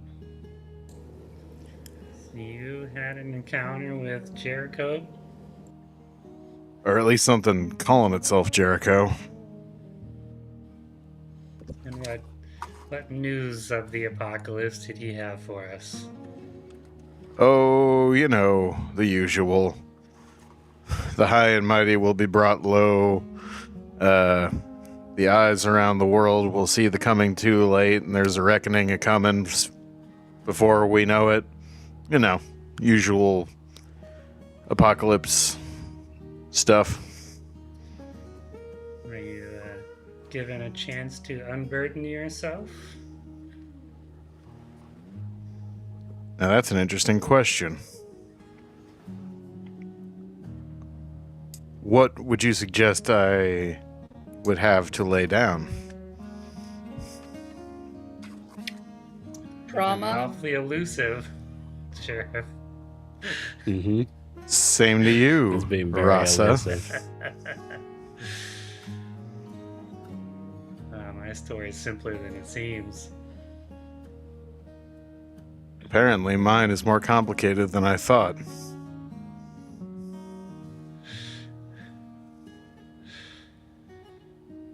Some of our group members are believers. Oh, Some of them are. I wouldn't call myself a believer exactly. You need doubt to believe. Did he say anything about me? Yes. I knew it. Yeah. What? Well, it wasn't so much what he said as how he said it. It's usually the case with Jericho. What'd he say? Well, he mentioned you by name, and, I got a impression of a certain tumultuous relationship. Mentioned you too, Blair. Okay, but what exactly did he say about me? You seem awful Trying to make sure concerned this about is- what this this is the Jericho sheriff and fella not had Rob. to say.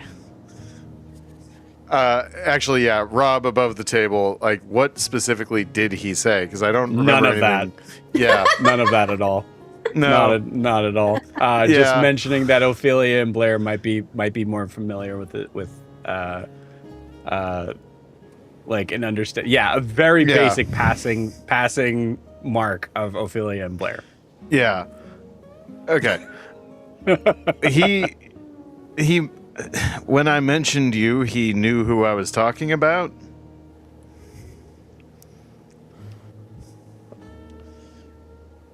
Why? What did he do? He pushed threw her me off over the building. Oh, fuck. Oh, that Completely Jericho. Oh, unprovoked. that's what happened. Unprovoked. Yeah. Can I get a poll of the room here? Unprovoked? I wasn't by that time there when it really happened. Okay, so you weren't there. The Ophelia that you know today is different than the Ophelia we started out with. It sounds very provoked to me. Ophelia- I first met within the first 3 seconds of meeting her, immediately blackmailed me. Ophelia, So I'm it not. was provoked then. Miss Ophelia, how can I put this gently?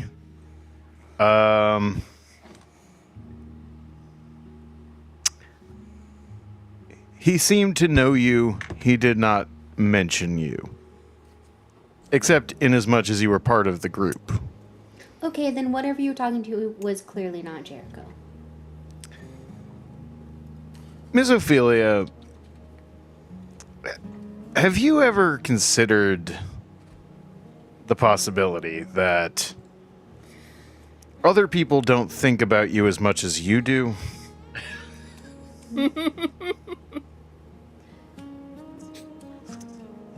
I will allow for that to possibly be the case, but I am Jericho's greatest nemesis. And if you're really talking to Jericho, the man who threw me off a roof, completely unprovoked, and if it wasn't provoked, it was just because he was very mad because I always knew he was an evil little weasel working from some weirdos, convincing him about the moon, then he would have said much more than Ophelia in passing.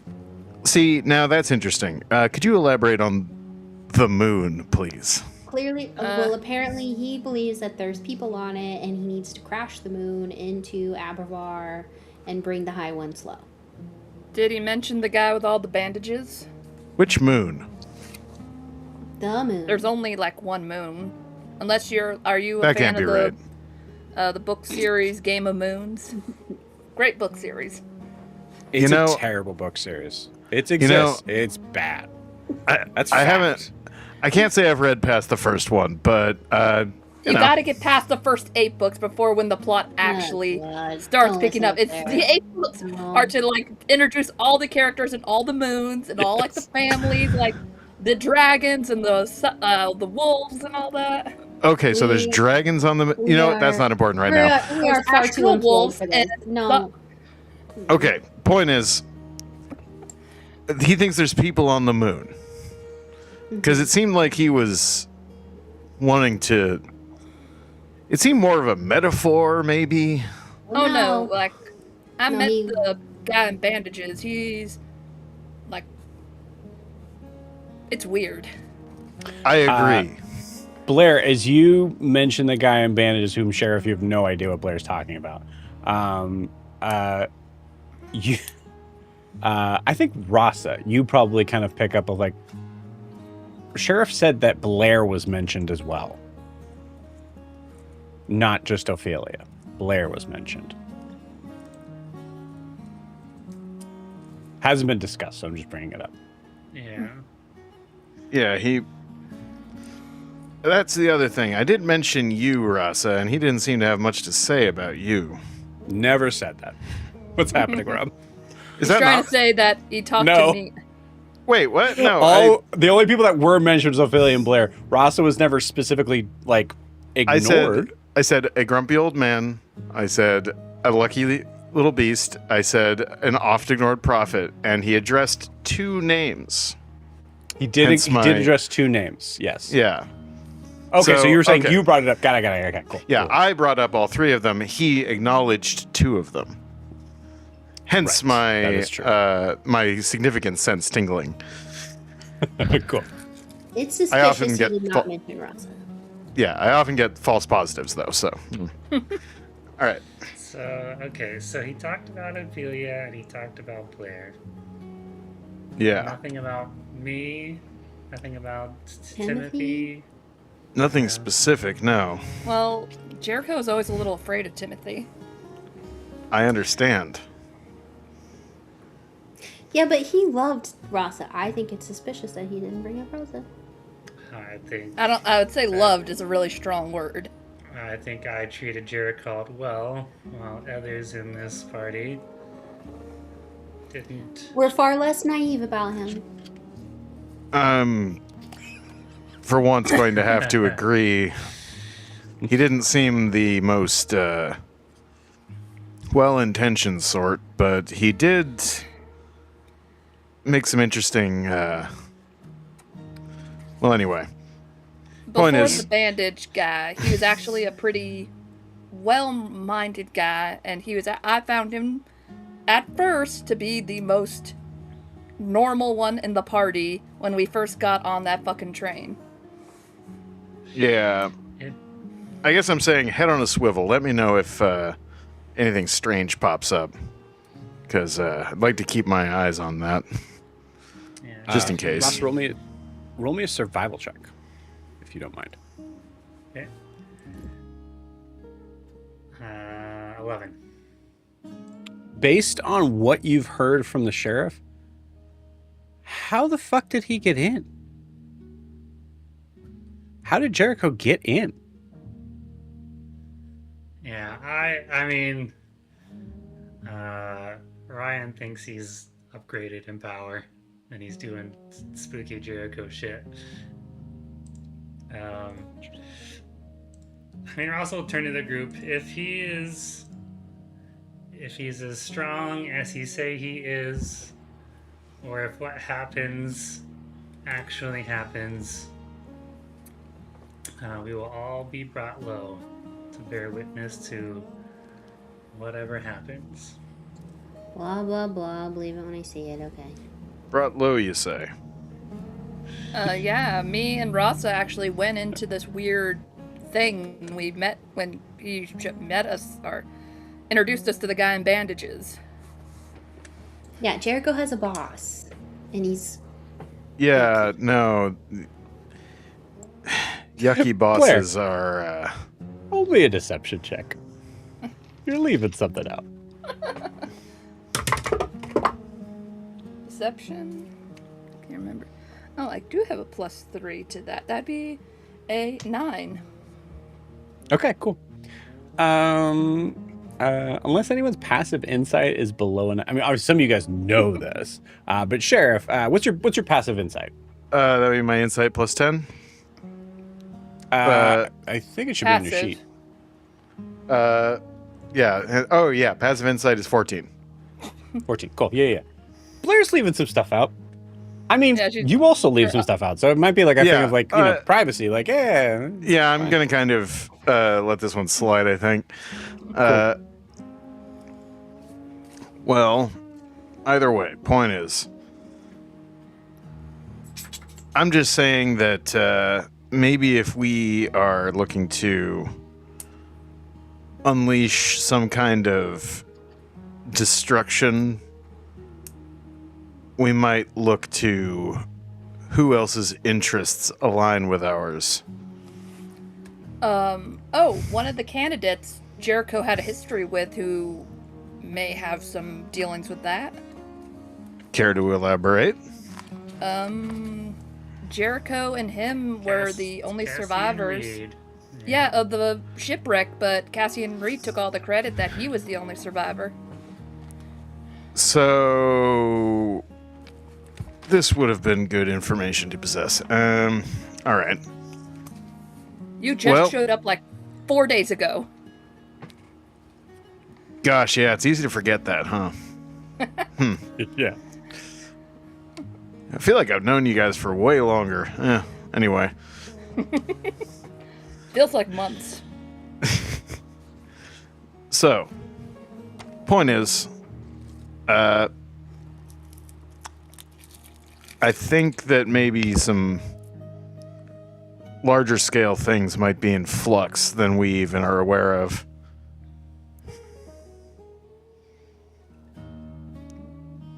I haven't heard from Did he anyone give you a timeline?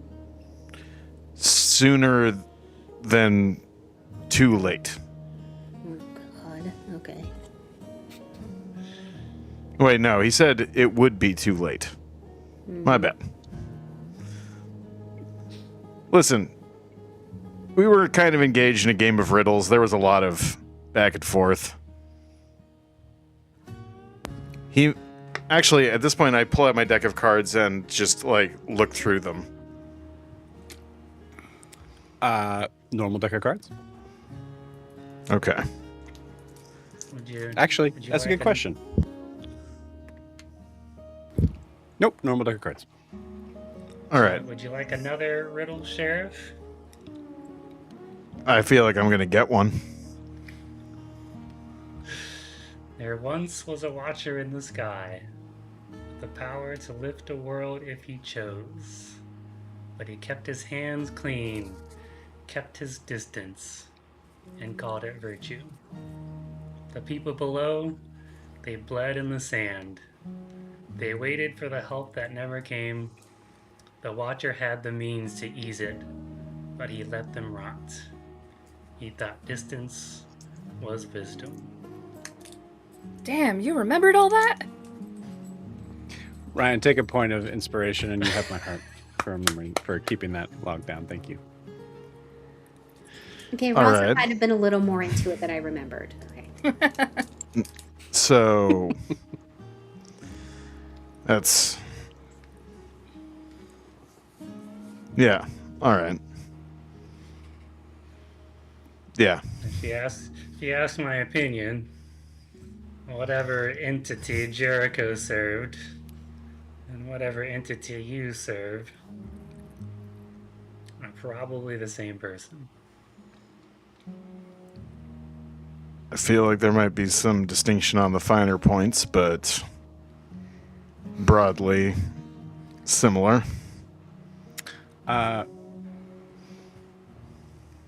Yeah, I think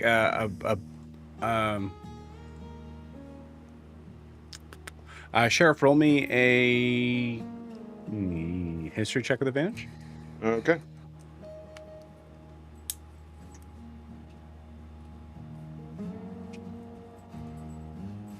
It's a 9. Okay, cool. I mean, there's some things I think you're keeping. Sheriff is stylistically keeping close to the vest, but Sheriff, you remember waking up and feeling like whatever this conversation with this entity that you were, it didn't feel familiar.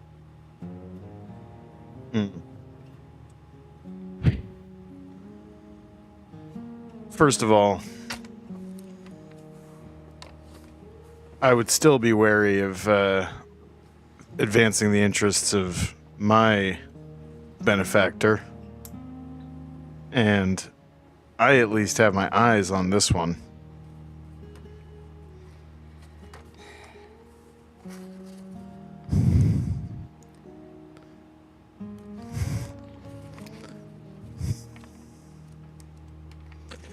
Either way, something is going to change. It has to. I just hope that we change the right thing for the right reasons. At that phrase, there is a knock at the door. That is, I'll say closed, considering Russ. I think, Russ, you came back in, heard that, and was like, what's that? Yeah. You see that there are two figures that are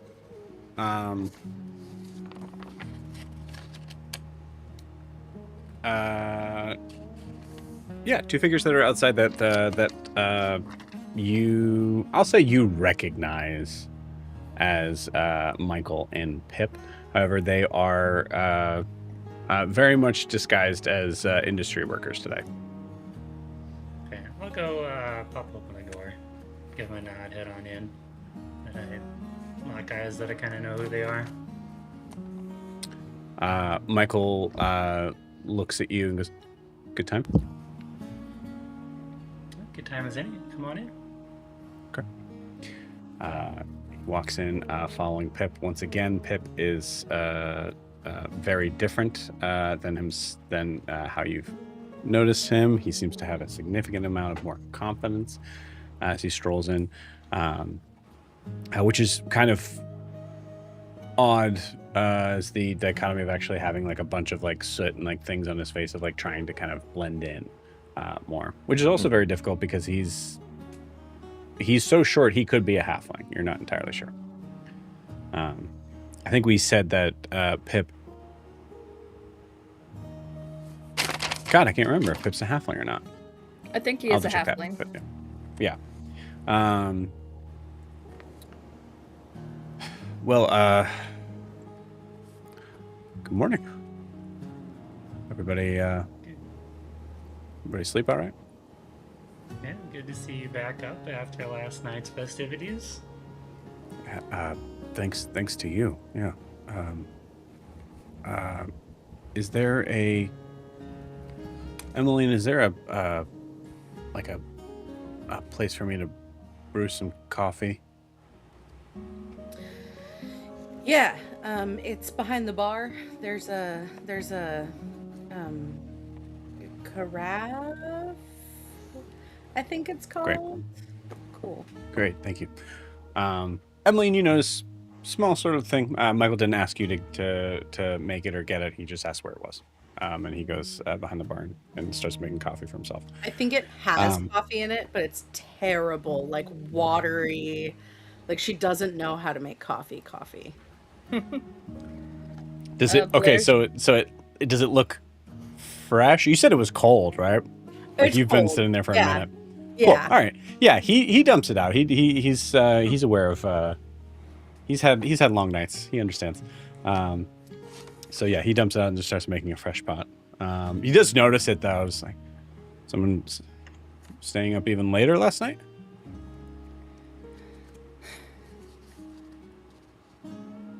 Who knows what these guys get up to? Good morning. Good morning. I Yeah. 2 questions right off the bat. I'm sure you have many. Yes. Who does my old friend Monica work for, along with those goons?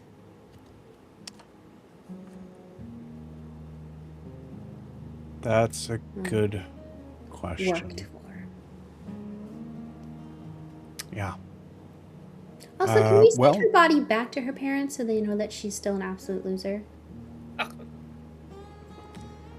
As much as I recognize the message that would cast, unfortunately, as an official representative of Ferrum Pereo, I don't know if I could oblige in that.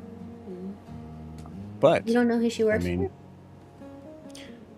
no, the second part, as far as who she works for, we have assumptions. There's what happened last night was based on a tip-off that we gave. There was a moment of recognition of knowing that we were probably very close to having that area be found out anyways. And in full transparency,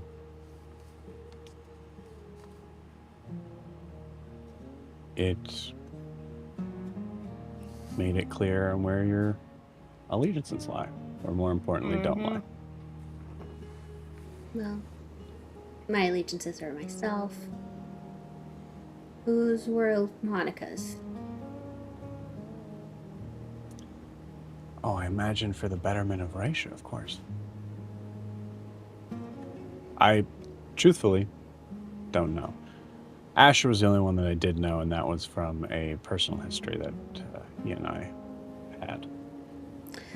So, those gentlemen brawlers have been after me before, but you're telling me they weren't actually there for me last night? They were there for you?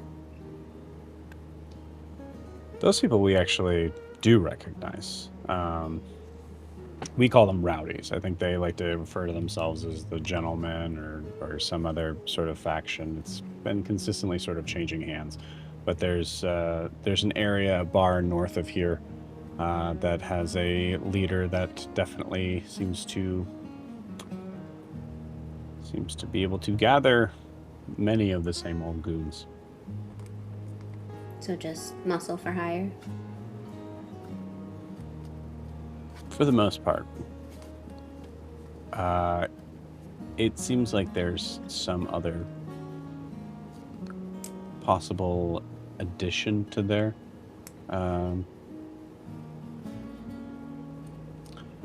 forcefulness. You guys all saw how hard it was to take Asher down. Can I do an insight check? He is being so... Like, is he, like, actually telling me... Does he know more than he's saying, I guess? Do I get a sense? Like, is he purposely just Yeah, give me an insight check. pretending like they don't know?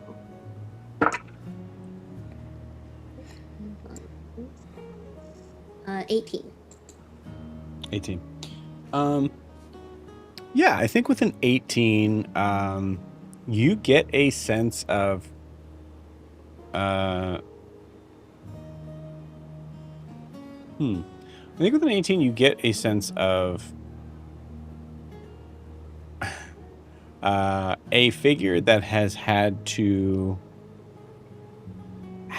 be incredibly careful of what he's said and to whom for assumedly most of his adult life. Ferrum Pereo must have been in existence long before being known and being present. You see that seems to have that facade is. It doesn't seem like a facade. It seems like it is actually like shoulders are relaxed a little bit. I think there's a certain point where, very much like how you guys have kind of recognized at this point, we have to eventually just put our trust in someone. He's kind of doing the same thing. Okay, well, the mystery shall endure then. Mikey, who did you tip off? I believe what we did was just give an anonymous tip to a member of the Brasslight, I believe. That we knew was going to be something that was going to be not on our side. All right. So, presumably, someone from the rail company has that for you. Oh, brother. Oh, One of considering many. considering they nearly tried to blow up the Brasslight, I can probably guess why. Fair, yeah. Nearly try is a soft way to say what actually happened. I really don't want to get into that right now. Well, the good news is when we take over Madura, it'll be much easier to take over the Brasslight. What's that? Hmm? Did she stutter? No, she didn't stutter. I'm just not sure what your... Is there information that might be worth it for me to know? Only if you're looking for a new home base for Ferrum Pereo.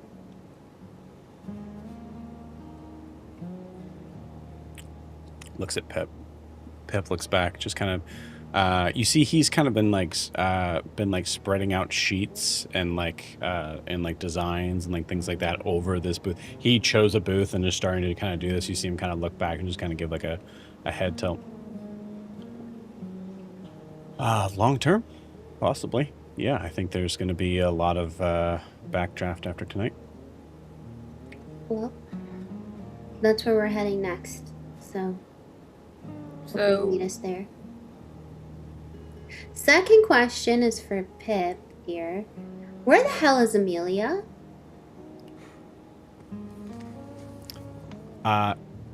Ophelia. Oh God, I'm trying to be okay. Rachel, are you being sneaky right now? Sneaky. You got information that Amelia was found. Yeah. So I just want to Yeah, make sure but we before haven't this is seen her. Rachel. Yeah, but like we haven't seen her. All I know is Alan saying that she's found. And I'll put it this way. If Pip knows. You're putting it in a specific way that is going to make the next thing much more confusing. Oh. Making it sound Fine, like I can rephrase and say, Pip, where the hell has Amelia been? And when do we expect to see her beautiful face again? Beautiful. You see Pip immediately respond. I don't know. I know where she went. I know that she was apprehended, and I know that our people are still looking. No luck. Who was she apprehended by?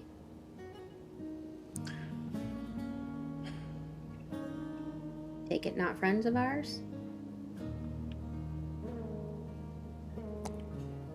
We don't know. Okay. You see Michael kind of give like a little bit of space on that with Pip. Can I roll an insight check to see if Pip is lying about Yeah. Amelia's whereabouts? Absolutely.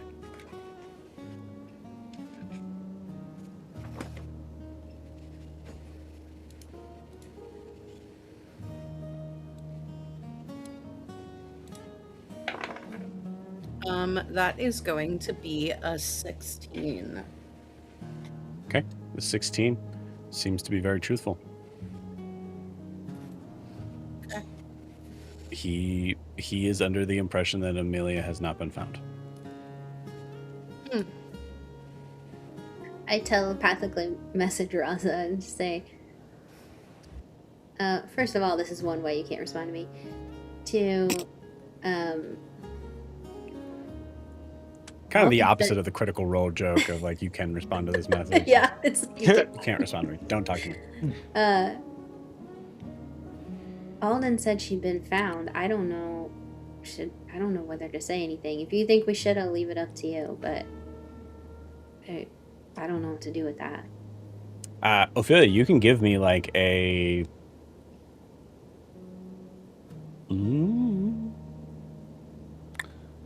I would say maybe an insight check. Yeah, it's human nature kind of a. Weirdly, I feel like a religion check could also be an answer here for looking at culture. Did you say insight was an option? Yes. Yeah. Ooh, I rolled a 19, so that's a 24.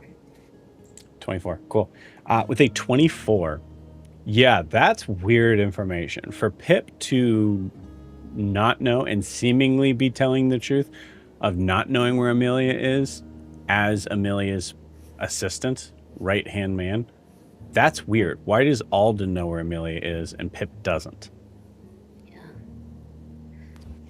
I'll keep telepathically talking to Rosa. If Alden knows, does that mean she's being held prisoner? Or are we supposed to be on a rescue mission, or what? Ross is gonna turn back to Michael and Pip. So just since we're being honest, what exactly is your relationship with Amelia?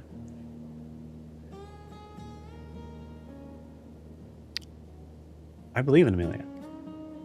I do.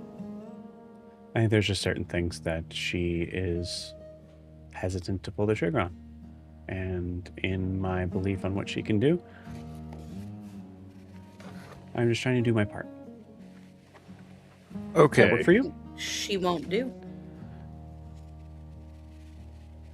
Who do you think is listening to us right now? Yeah, for real.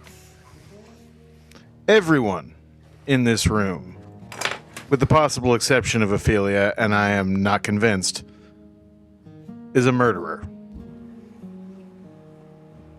We are all going to be public enemies 1 through 8 at the end of this.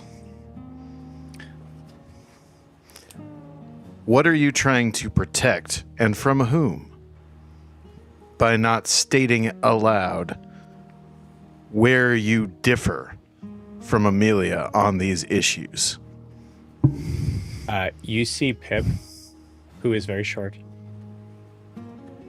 gets right up next to you, stands on the table so that he sees you eye to eye.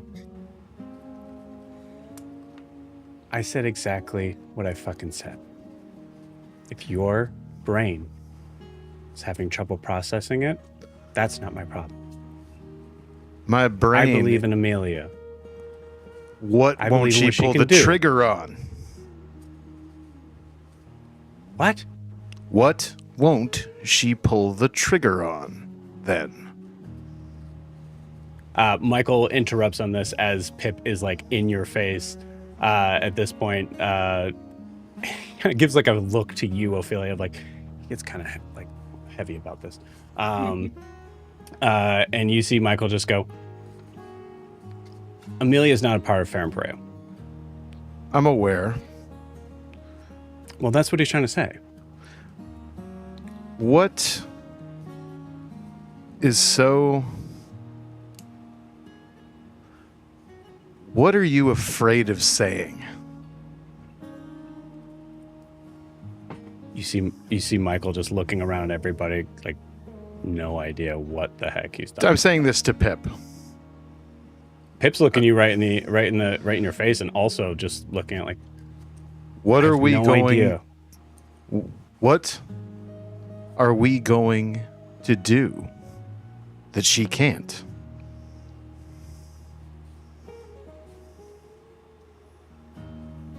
we're going to be a little bit more of a forceful hand than maybe she would be. Say it specifically.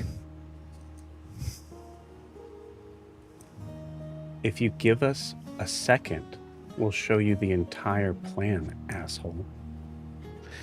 Then continue. Michael just kind of, okay, all right. Pip, can you come on? He gets. You see Michael is like trying to like de-escalate the conversation, but I think he just literally says to you, Ross, under his breath, like he gets really like upset about this stuff sometimes. Yeah, and the sheriff really likes to push people out of their comfort zone. Do you pull sheriff back or no? No. Okay, cool. I'm just saying, if we're doing something so important here and we're all on the same page, then why are we dressing everything up in all of its finery? We're about to butcher this hog. Let's call it what it is. Sheriff, who's the hog again? We're about to find out if we all could just shut up and let Michael talk for a minute. Yeah, Michael was talking. You guys kind of interrupted to ask questions, and now you're saying, "Hey, can you tell us what you were here for?" I was sure he was going to like pontificate for half an hour about the ideals of Ferrum Pereo before getting to. He never gave any insinuation he was doing that. He was answering Ophelia's questions. I'm just saying, I've never heard the guy give a straight answer in my life. I know someone else who never gives me a straight answer in their whole life, so... Yeah. So I recognize the type. Back at you, Sheriff. Back at you, Sheriff. I think in response to this, Michael does go, yeah, all right, well, let's point out this hog. And you see him kind of move over to the table where Pip has the plans out. The plans that are marked out here show a map of Eurasia, but specifically located around an area to the southwest of Eurasia. As Michael kind of begins to kind of explain, all right, so as we kind of hinted at last night, the idea of what we are planning to be doing tonight has very little to do with the debate itself. It's just happened to be a good place for people to be focusing and keeping their mind elsewhere. We're going to blow up the Brasslight. For real this time. As he starts showing you plans out from there, I think Emmeline kind of like notices, I'll say, does anybody seem like they're like, oh, I hate this idea? Blair's rolling her eyes. Michael immediately kind of backs him and goes, listen, this time we know who's going to be there and who's not going to be there. And who's not going to be there is any of the rail yard workers. They're all on our side. As he shows you basically plans that show that there is a certain point in time where the Brasslight, as it's coming on its way back today, is going to be stationed in an area warehouse where he explains that he has all of the guys that are going to be working that night, and they're all going to leave.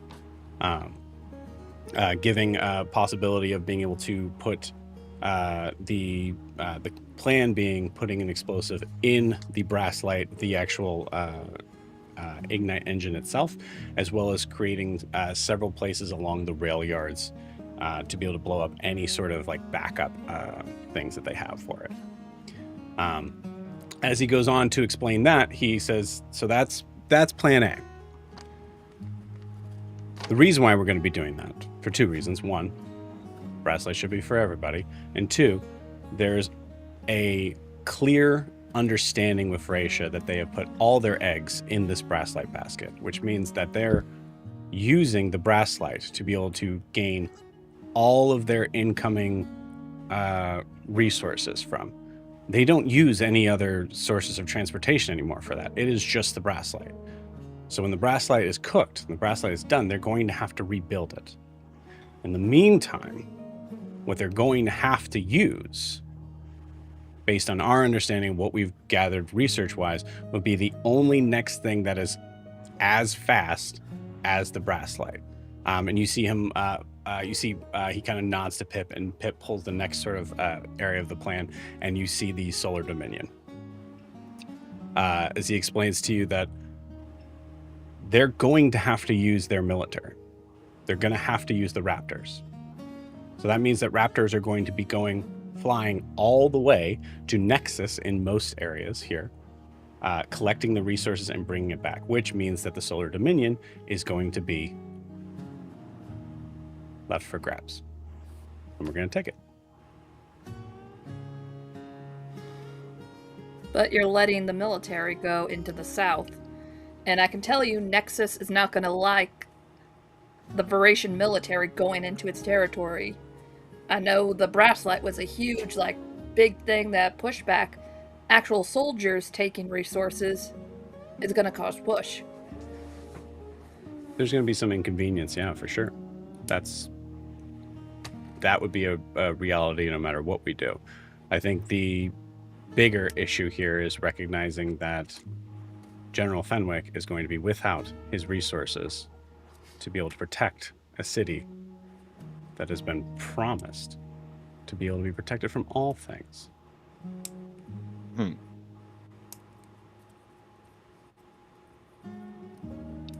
know what? You see Pip look up at you, Shavin. Is that good enough for you, old man? Against all odds, I kind of like this plan. You see Wait, Pip what's doesn't know happening what to do with that information. Weird flinch. He's like, now he has unplaced anger. It's like, he's like, Pip, why don't you go outside, take a walk for a second. I have successfully poked the koala. You absolutely have, yeah. Pip has some very big pent up short guy anger.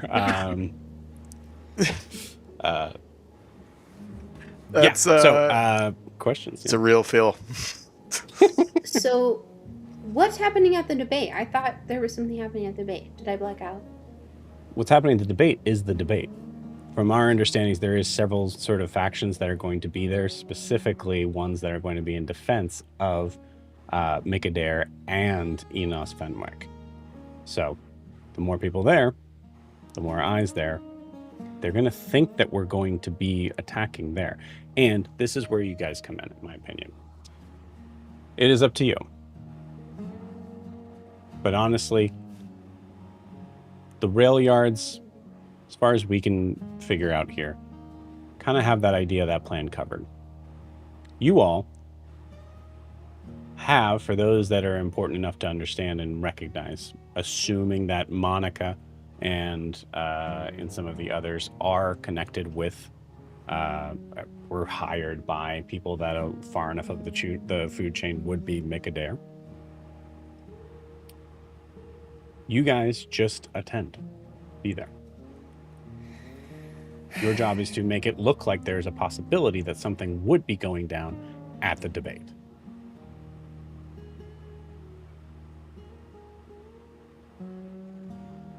Huh. Yeah, how about that? We can do that. What if something does, there's other factions in this whole thing? What if someone does go in there? Well, then it's a good thing you guys are there to help protect those who are important to protect. As Pip comes back in, like Amelia, and then goes out back out. Honestly, the best thing that could happen at the debate is probably nothing. And the quieter we can keep it, the better. We knew we weren't going to win this thing by votes. It's just not possible. And you Not have the way that they've rigged it. And there's no other backup hidden in a warehouse somewhere that they've never spoke about. Brasslight Back 2. up Brasslight? Yeah. Actually, there is. Where? Or I should say there was. Ah.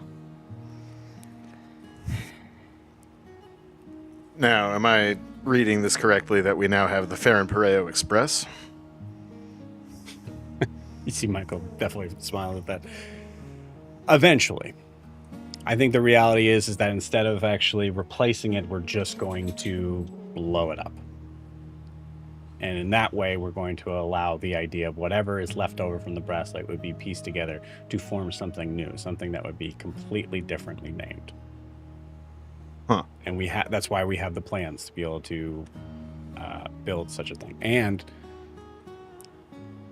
maybe from some of what you've seen last night and looks at Rasa, possibly even this morning if you're an early riser, we have the people.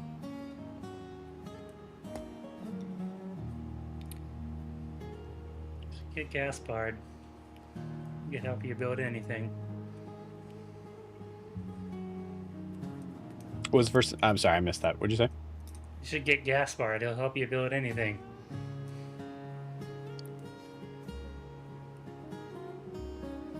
Who's that? Nobody. He's actually doing another thing right now.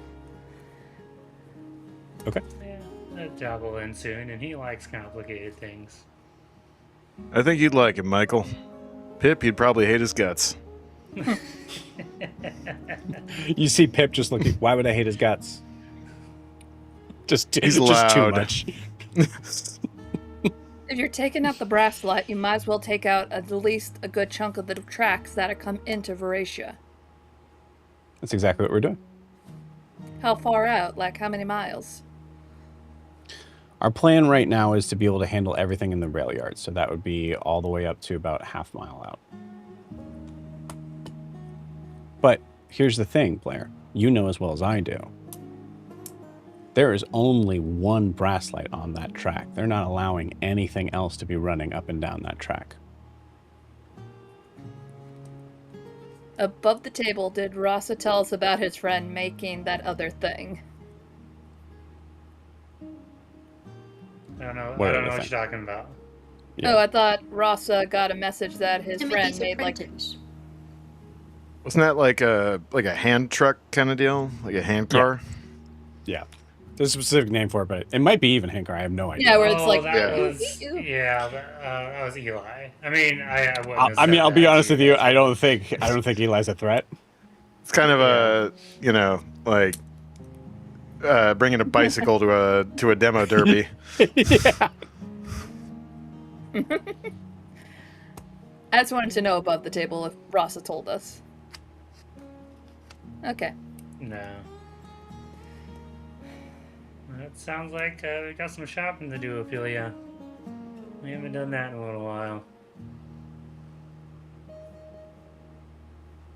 Yay, what are we buying? Suits that make us look just inconspicuous enough. Finally! Recognize us. Mm-hmm. Some of us, and I'm gesturing to me, and can't be really conspicuous. I mean- You see Michael look at you and go, there are some tailors I might suggest. They do some very good work. We will take you up on it. Yeah, I think I got this one covered. I cast Alter Self, and there are two Michaels. Jesus. I don't like that. I don't like... Good. That's good. That's great. He like kind of taps you on the chest. That's good. Wow, is that real? Okay. Real as you. While Magic, man. while that happens, Emmeline also casts Alter Self on herself, a new spell she's got, and she basically looks like Velma Kelly from Chicago, but like Hell yeah. Western kind of, Okay. like, because she's already got kind of that bob hair, so she's got like, she just like looks awkwardly human. Cool. Yeah. Nice. I like so like the hair doesn't change, but everything else does. Yeah, that's Yeah. good. I kind of lean up next to the real mic and go, now that's unsettling. Just the two of us standing next to each other, identical. I'm gonna roll for Michael. Yeah. Okay. Cool. I really can't. This is. I don't want this to awaken anything in me or anything. I need you to step back. Hey, we have nothing to fear but fear itself, brother. That's what I thought before you did that. So Okay. after the Brasslight explodes, we're all leaving town, because that's what we were planning.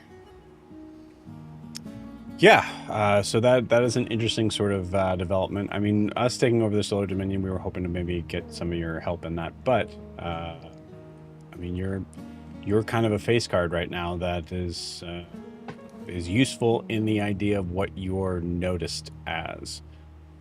After that, although both of you seem like you could fly under the radar pretty easily. After that, it's completely up to you. I would assume that there's going to be some help that we're going to need from some of the other cities. Madura is pretty connected to Vracia. I'm not really sure what your plans are over there.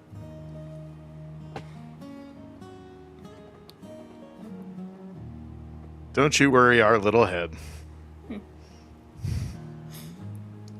Well, if things don't work out for us at the debate, maybe we will be around for the Solar Dominion. Okay. In an ideal world, we'll be gone.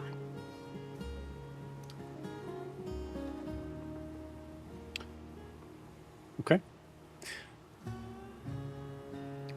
One final thing. I know that there is a lot that I have that you guys have been kind of thrown in on, but to be honest with you, we've given you a lot of trust on our side. I need to know that if there is something important detrimentally to our cause and what we are doing that you found out, you would tell me.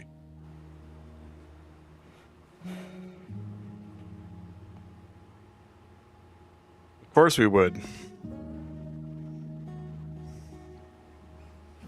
Roll me persuasion or deception. That is a Roll me deception. deception. Yeah. I know you. Yeah. I know the sheriff.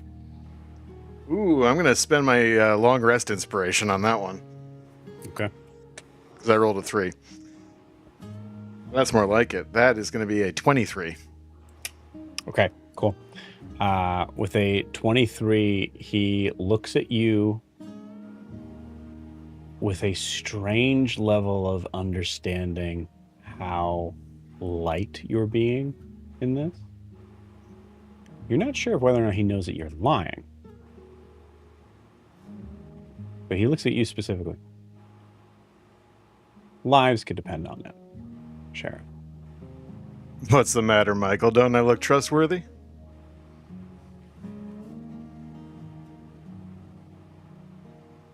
No. He waits for like a moment of like, is someone going to laugh? No, you don't. Very well. I go back to my normal form and then repeat. If we discover anything, we will let you know.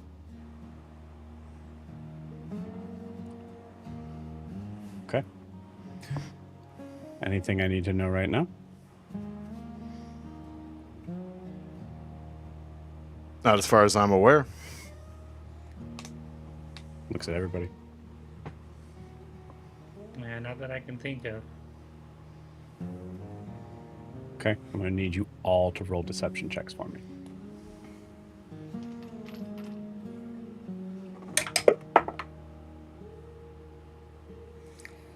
Damn it, I wanted to save this. I'm using my inspiration from recap. 29. 23.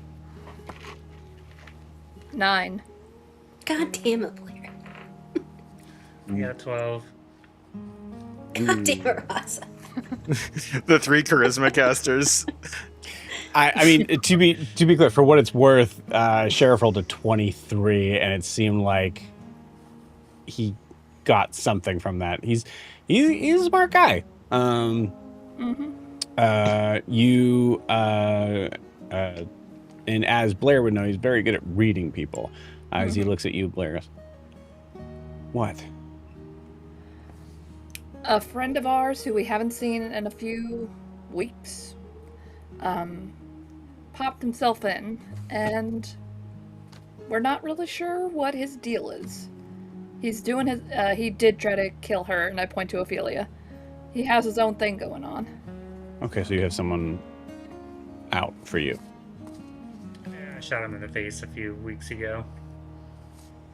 You telling me you don't have anyone gunning for you? I will say he is a very powerful magic caster and has his own thing, kind of a cult going on.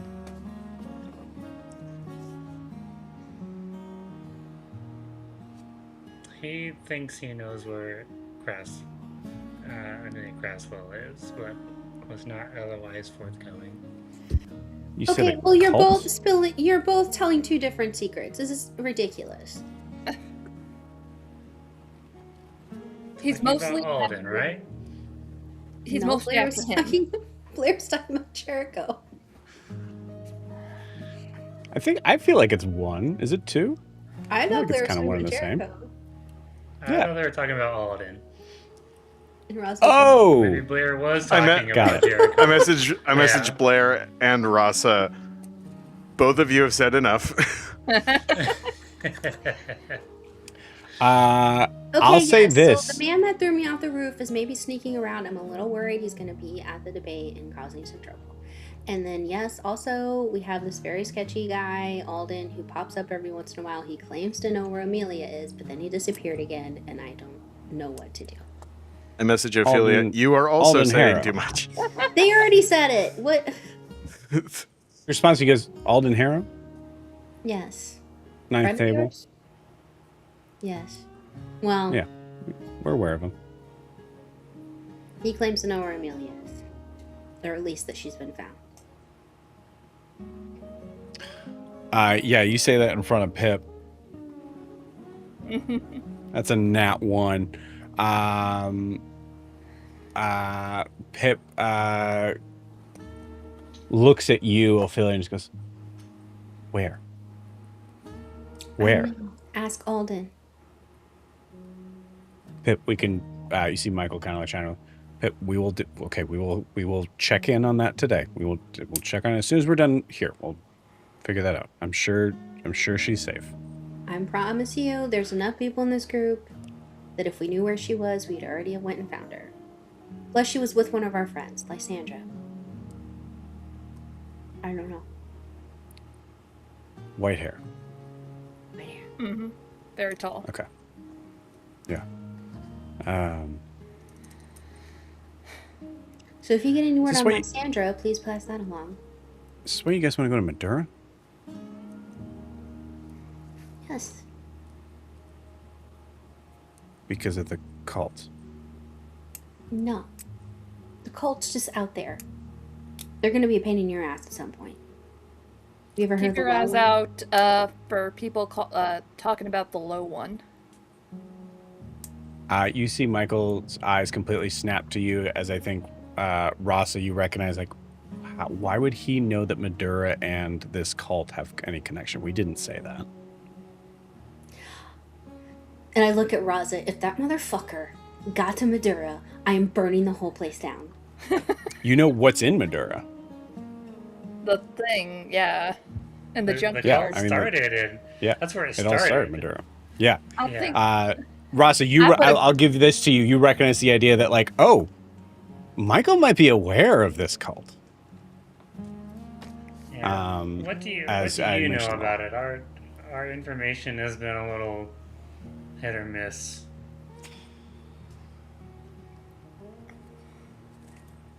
I need you guys to be honest with me right now. I'm willing to connect information, but from what we've gathered from this cult sort of thing, if any of you are connected, we may have to part ways right here and now. Are No, any of we're- you members of this cult? No. No. Nope. Not if, like, no, but I did do something, but I'm not no. I don't know if it counts or not. Miss Blair. Blair, you say, with all due respect, utter nonsense, and Michael looks at you and goes, God damn it. And starts to kind of like pull the papers up. Okay, Hold well, on. she's not a current member of the cult. Yeah, I stop Your him and, like, leader grab the papers. tricked her into. Are you sure you want to grab the papers, or do you want I to put my hand on the table. explain Like, to? wait. Are you sure you want to do that? I'm not, like, putting, like, on his hand. I'm just putting my hand flatly on the table and, like, wait. Okay. What do you say? I was dealing with a lot with the death of my fucking brother and lack fucking cult.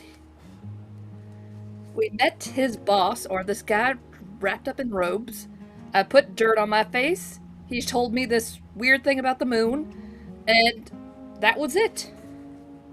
Blair, are you an active member of this organization? No.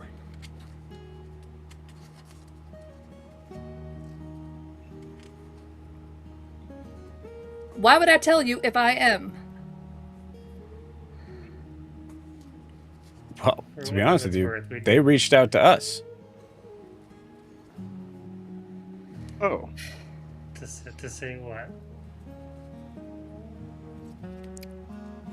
You see him like start to kind of explain. One night he was at the restaurant, handling some things, and then like went down an alleyway and had a conversation with what you clearly recognize as to be Jericho.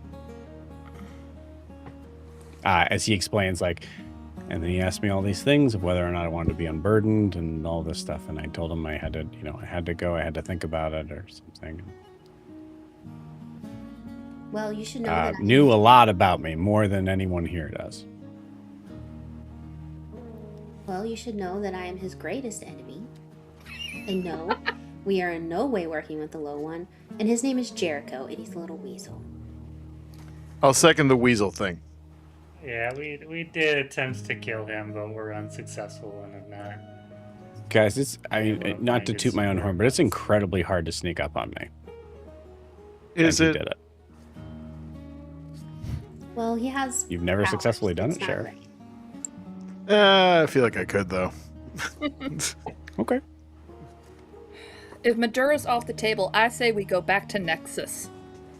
'Cause you Madura is need- not off the table. If Jericho has fully taken over the cultish thing of Madura, He hasn't. you- And even if he has, well, hey, that sounds like something to investigate. Considering So the you- whole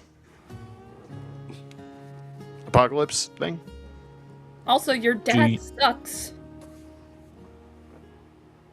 You see Michael just immediately go, whoa, okay, all right, no need to, I don't want to know about any of that. We don't need to get into any of that. Looking specifically at Ophelia. Listen, do you think this Jericho is going to try anything tonight?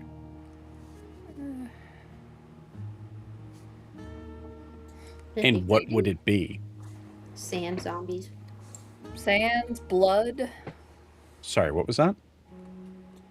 sand or blood. Zombies?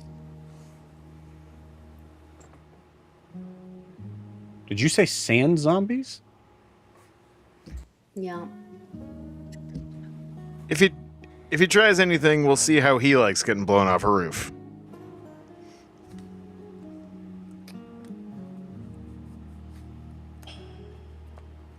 Saying nothing livens up a debate like a good gunfight.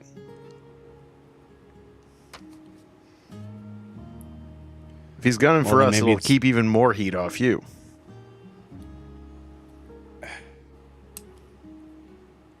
Yeah, I guess that's true. even more of a reason for you guys to be there then, to protect the people that shouldn't be involved in this. Exactly. See, now you're talking sense. Always been talking sense. What is he talking? Just look at the rest of you. Looks at Emmeline, who has been quiet this whole time. I don't know what they're talking about for the most part. Some of it I do. Okay. All right. I'm so It's not that big of a deal. You're good. You're good. Do your thing. I have to go take my mom to the fire station. I think she just cut her hand open. Oh, I will okay. do it. Oh. Oh. Yes, go, go. hope say hi everything for goes me. okay. Dang.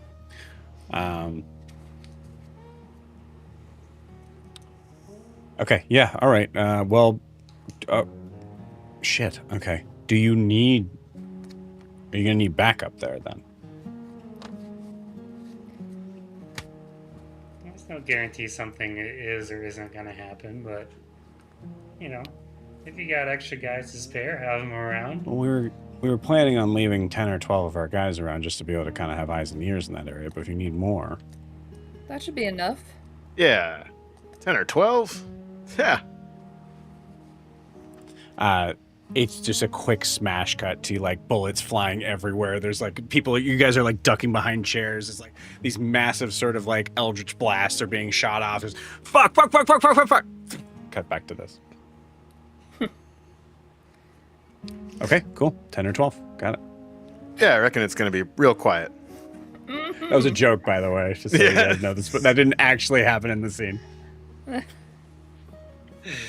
Or did it? Or did it? Okay. Preview cool. of coming attractions. Tune in next time on the Brasslight. When it blows Okay. up, we got a new name. Some weird things came across my desk about this Lysandra person. Is there anything I need to know about for her? All we know That's is she's all. from the Southish. Southish. She has My ass. a conventionally attractive, good-looking father. Hot dad. Hot boyfriend. but See she's my your mom. Hot bodyguard, conventionally. Okay, no, yeah, we can listen. We I- can talk about sexual preferences all we want after this. Indeed, we can. I cast Alter Self and look like Asher. Not even close, man. Not even close. No. Perhaps I read that wrong. Apologies. Go back to myself. I'll just say I owed him money for a very long time. Now you guys Fair get a little enough. bit of Asher lore. Yeah. Asher is a character I made a full lore backstory on. He is quite deceased, but you know. He is quite deceased. You're wearing his pompadour. So. Yeah. It's part of the Alter Self. It just comes and goes as I please. Yeah. Okay. All right. I don't think you have to worry about Lysandra. She always does the right thing to a fault, but she's also crippled by it. So most of the time she does nothing at all. Do you think that she's possibly trapped in this? Like looks at Pip and then just goes, also in need of help. It's anyone's guess because on the one hand, I have a hard time imagining she would abandon Amelia. So wherever Amelia is, she probably is there. On the other hand, we strongly suspect she's some kind of secret princess, and I feel like I'm sorry, we suspect what? jail-free card. Oh, we I don't know. well, she kind of is, like she told us. Did she though? Yeah, I mean, we saw I mean, her her hot father, dad was pretty her card. royal or some kind. And Is she? A hot dad does not a princess make. like her duty and all this stuff and all that other crap. and she and had that bodyguard weird- as well. Like love triangle between like her fiance and the bodyguard thing. This person Yeah, is a arranged princess? marriages are usually for princesses. Yeah, I don't know. Still don't know where she's from though. I'll tell you this. I sincerely doubt the South. Oh, 100%. When we met her, Okay. to be fair, she was coming from the south. So She said south-ish, so yeah. Okay. There's a large number of groups that could all contribute to. But we to knew an that already. Undetermined number of chaos. I don't think Vizhirn is one of them. Okay. Not here. All right. Not recently. Cool. All right. Stay sharp today. There's there are a lot of things that could be going wrong, and there's gonna be a lot of eyes tonight. So, I will do some various sort of checking in, but I myself am going to be there at the rail yard tonight. So, I will not be present at the debate.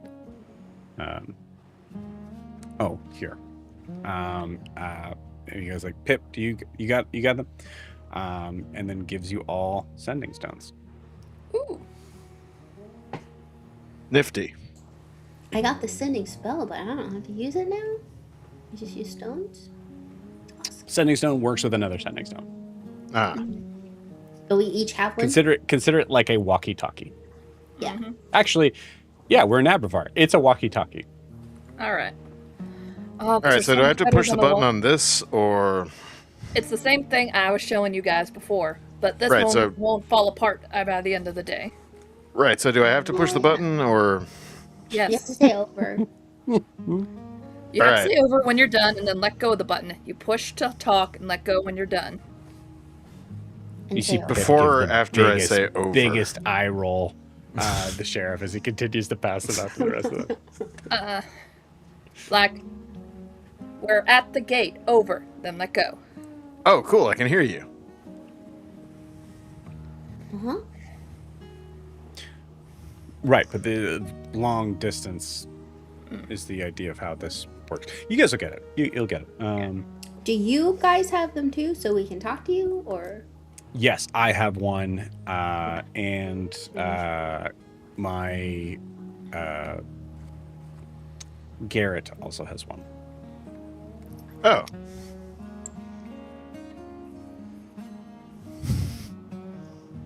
All right, then. Thanks. Sheriff, you can roll me an insight check.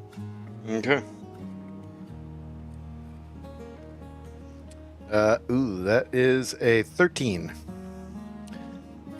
13. Okay, cool. Yeah, so you receive these walkie-talkies. Obviously, be careful with them. Don't lose them. That would be very detrimental for. And if you do lose them, let me know immediately. Right. Can they be traced back to you? Assume that everything can be traced back to us. Which at some point will be fine. We want people to know. Just not right now. Not today.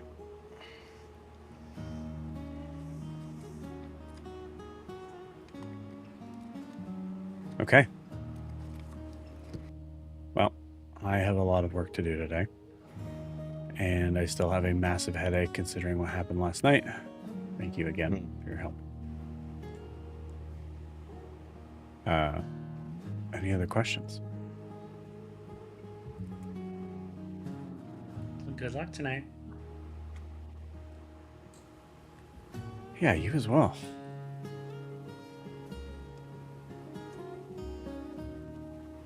For Abravar. Grabs his coffee, raises the hand. For Abravar. Downs it. And he leaves with Pip. Blair's gonna follow him out to ask, just say one more thing to him, away from everybody else.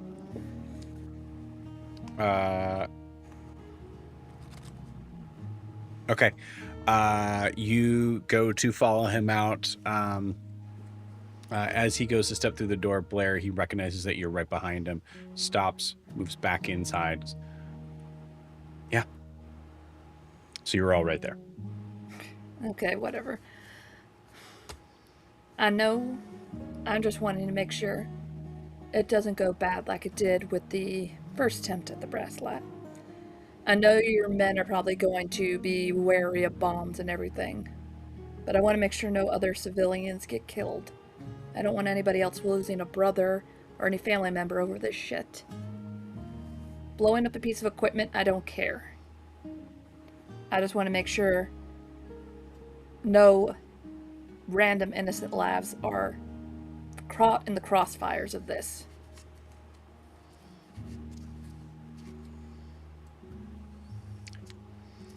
You do your job.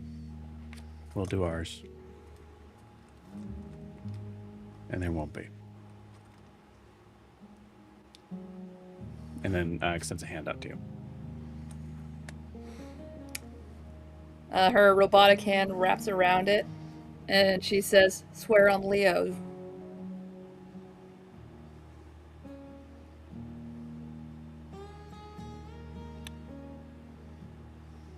Swear on Leo.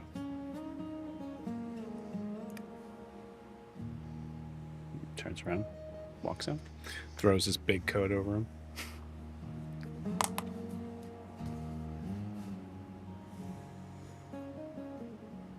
Above board, Joe wasn't being a dick, or not trying to be a dick. Michael's very particular about when and where secret conversations are being had. I get it. He's part of a revolutionary person. Doing that outside would be bad. Yeah, very bad. Cool. All right.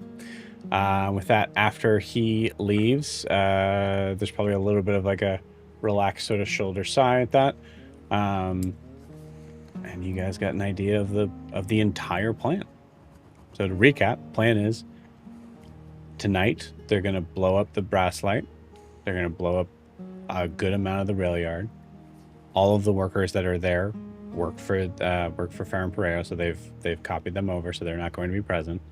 Then after the quick amount of time of Vracia needing resources, because it's such a big city and it's going to need consistent sort of resources being brought back and forth, is going to send the Raptors to have to handle that, because they've gotten rid of all of their other sort of resources of how to bring in, or sorry, their other sort of forms of transportation and bringing that stuff back in. And from there, they're going to take over the Solar Dominion.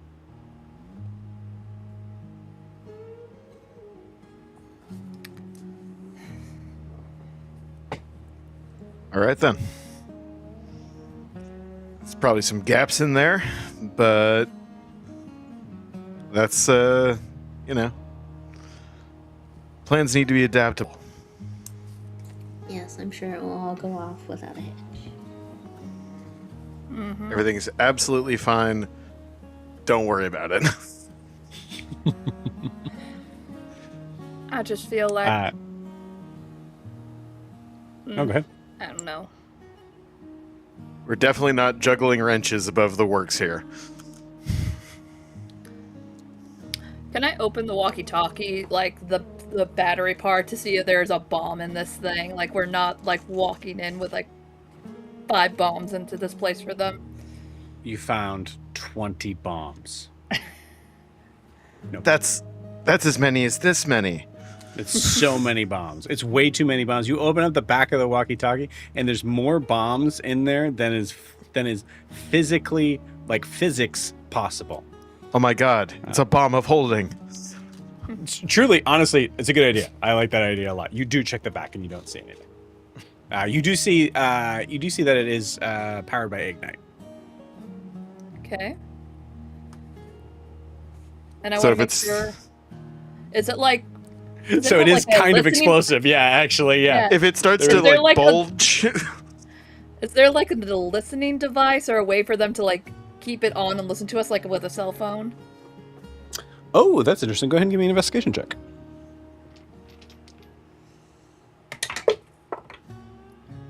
Yes. That is a natural 20 for a 26. 26. Very good. Blair, as you start to kind of take this apart expertly, you notice that there is indeed a open sort of like I'd say like you kind of like see like a glue mark of what looked to be a secondary sort of listening device that most likely was put on here at some point, but you only see the residue of it. It is not there. So at some point, they absolutely would do something like that. But I you don't checked see it the in yours. other walkie-talkies to make sure they don't have that either. Blair, as you check the other ones, go ahead and give me a charisma saving throw. Ugh. That's just gonna be a 3. Okay, cool.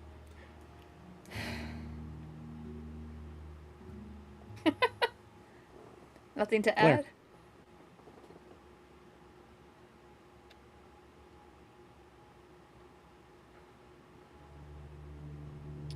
Above board, what you guys are sorry, not above board. In the scene right now, what you see is Blair immediately taking apart the walkie-talkie, looking for something that is not there.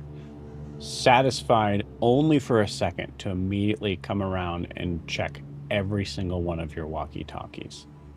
Blair, why are you doing that?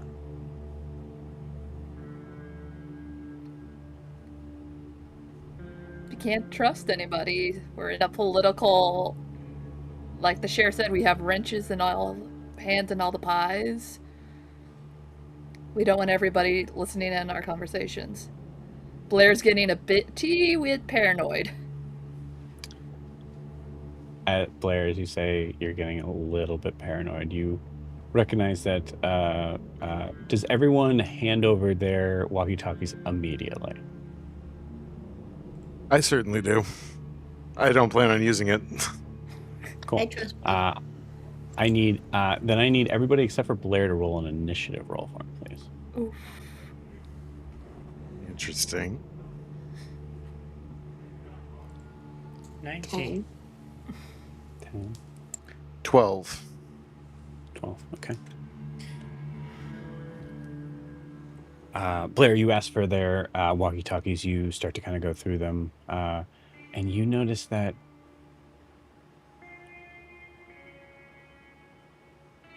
Sheriff was a little slow in bringing his walkie-talkie to you.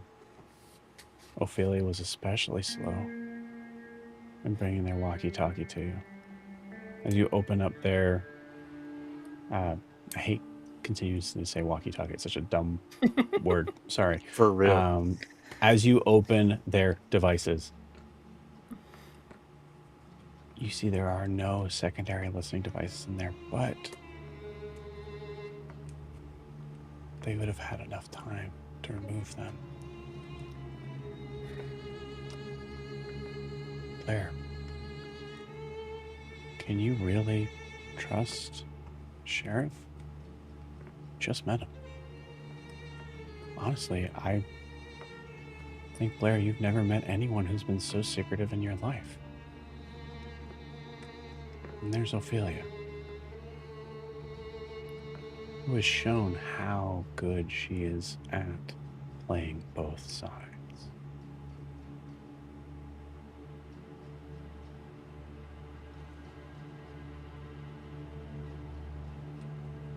Can you trust any of these people?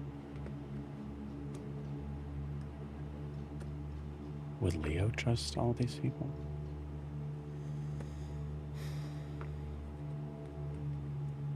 What do you do, Blair?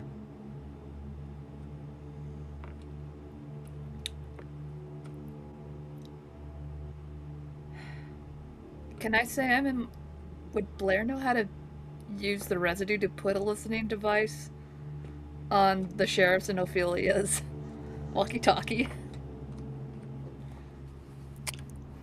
I'm going to say, for the sake of the scene in this, yes. player, go ahead and give me a sleight of hand. And the rest of you go ahead and give me perception checks. And I have advantage. Right. 13. 16. 12 for 22. Elsa. 13, 16, and 12 on this side. Cool. None of you see it. Just to be safe. Just to be absolutely certain. There's no reason to feel anything other than assurance that you're doing the right thing. For the good of whoever is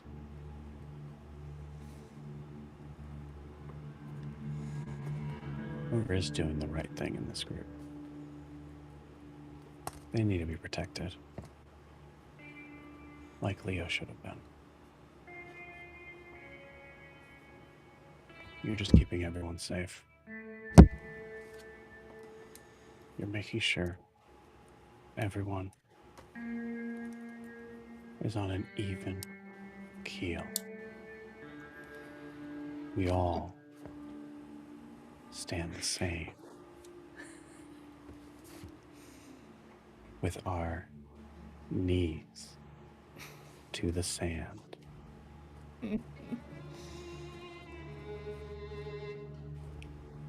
And with that, we're going to end tonight's session. When we come back, it'll be debate night. See y'all next week.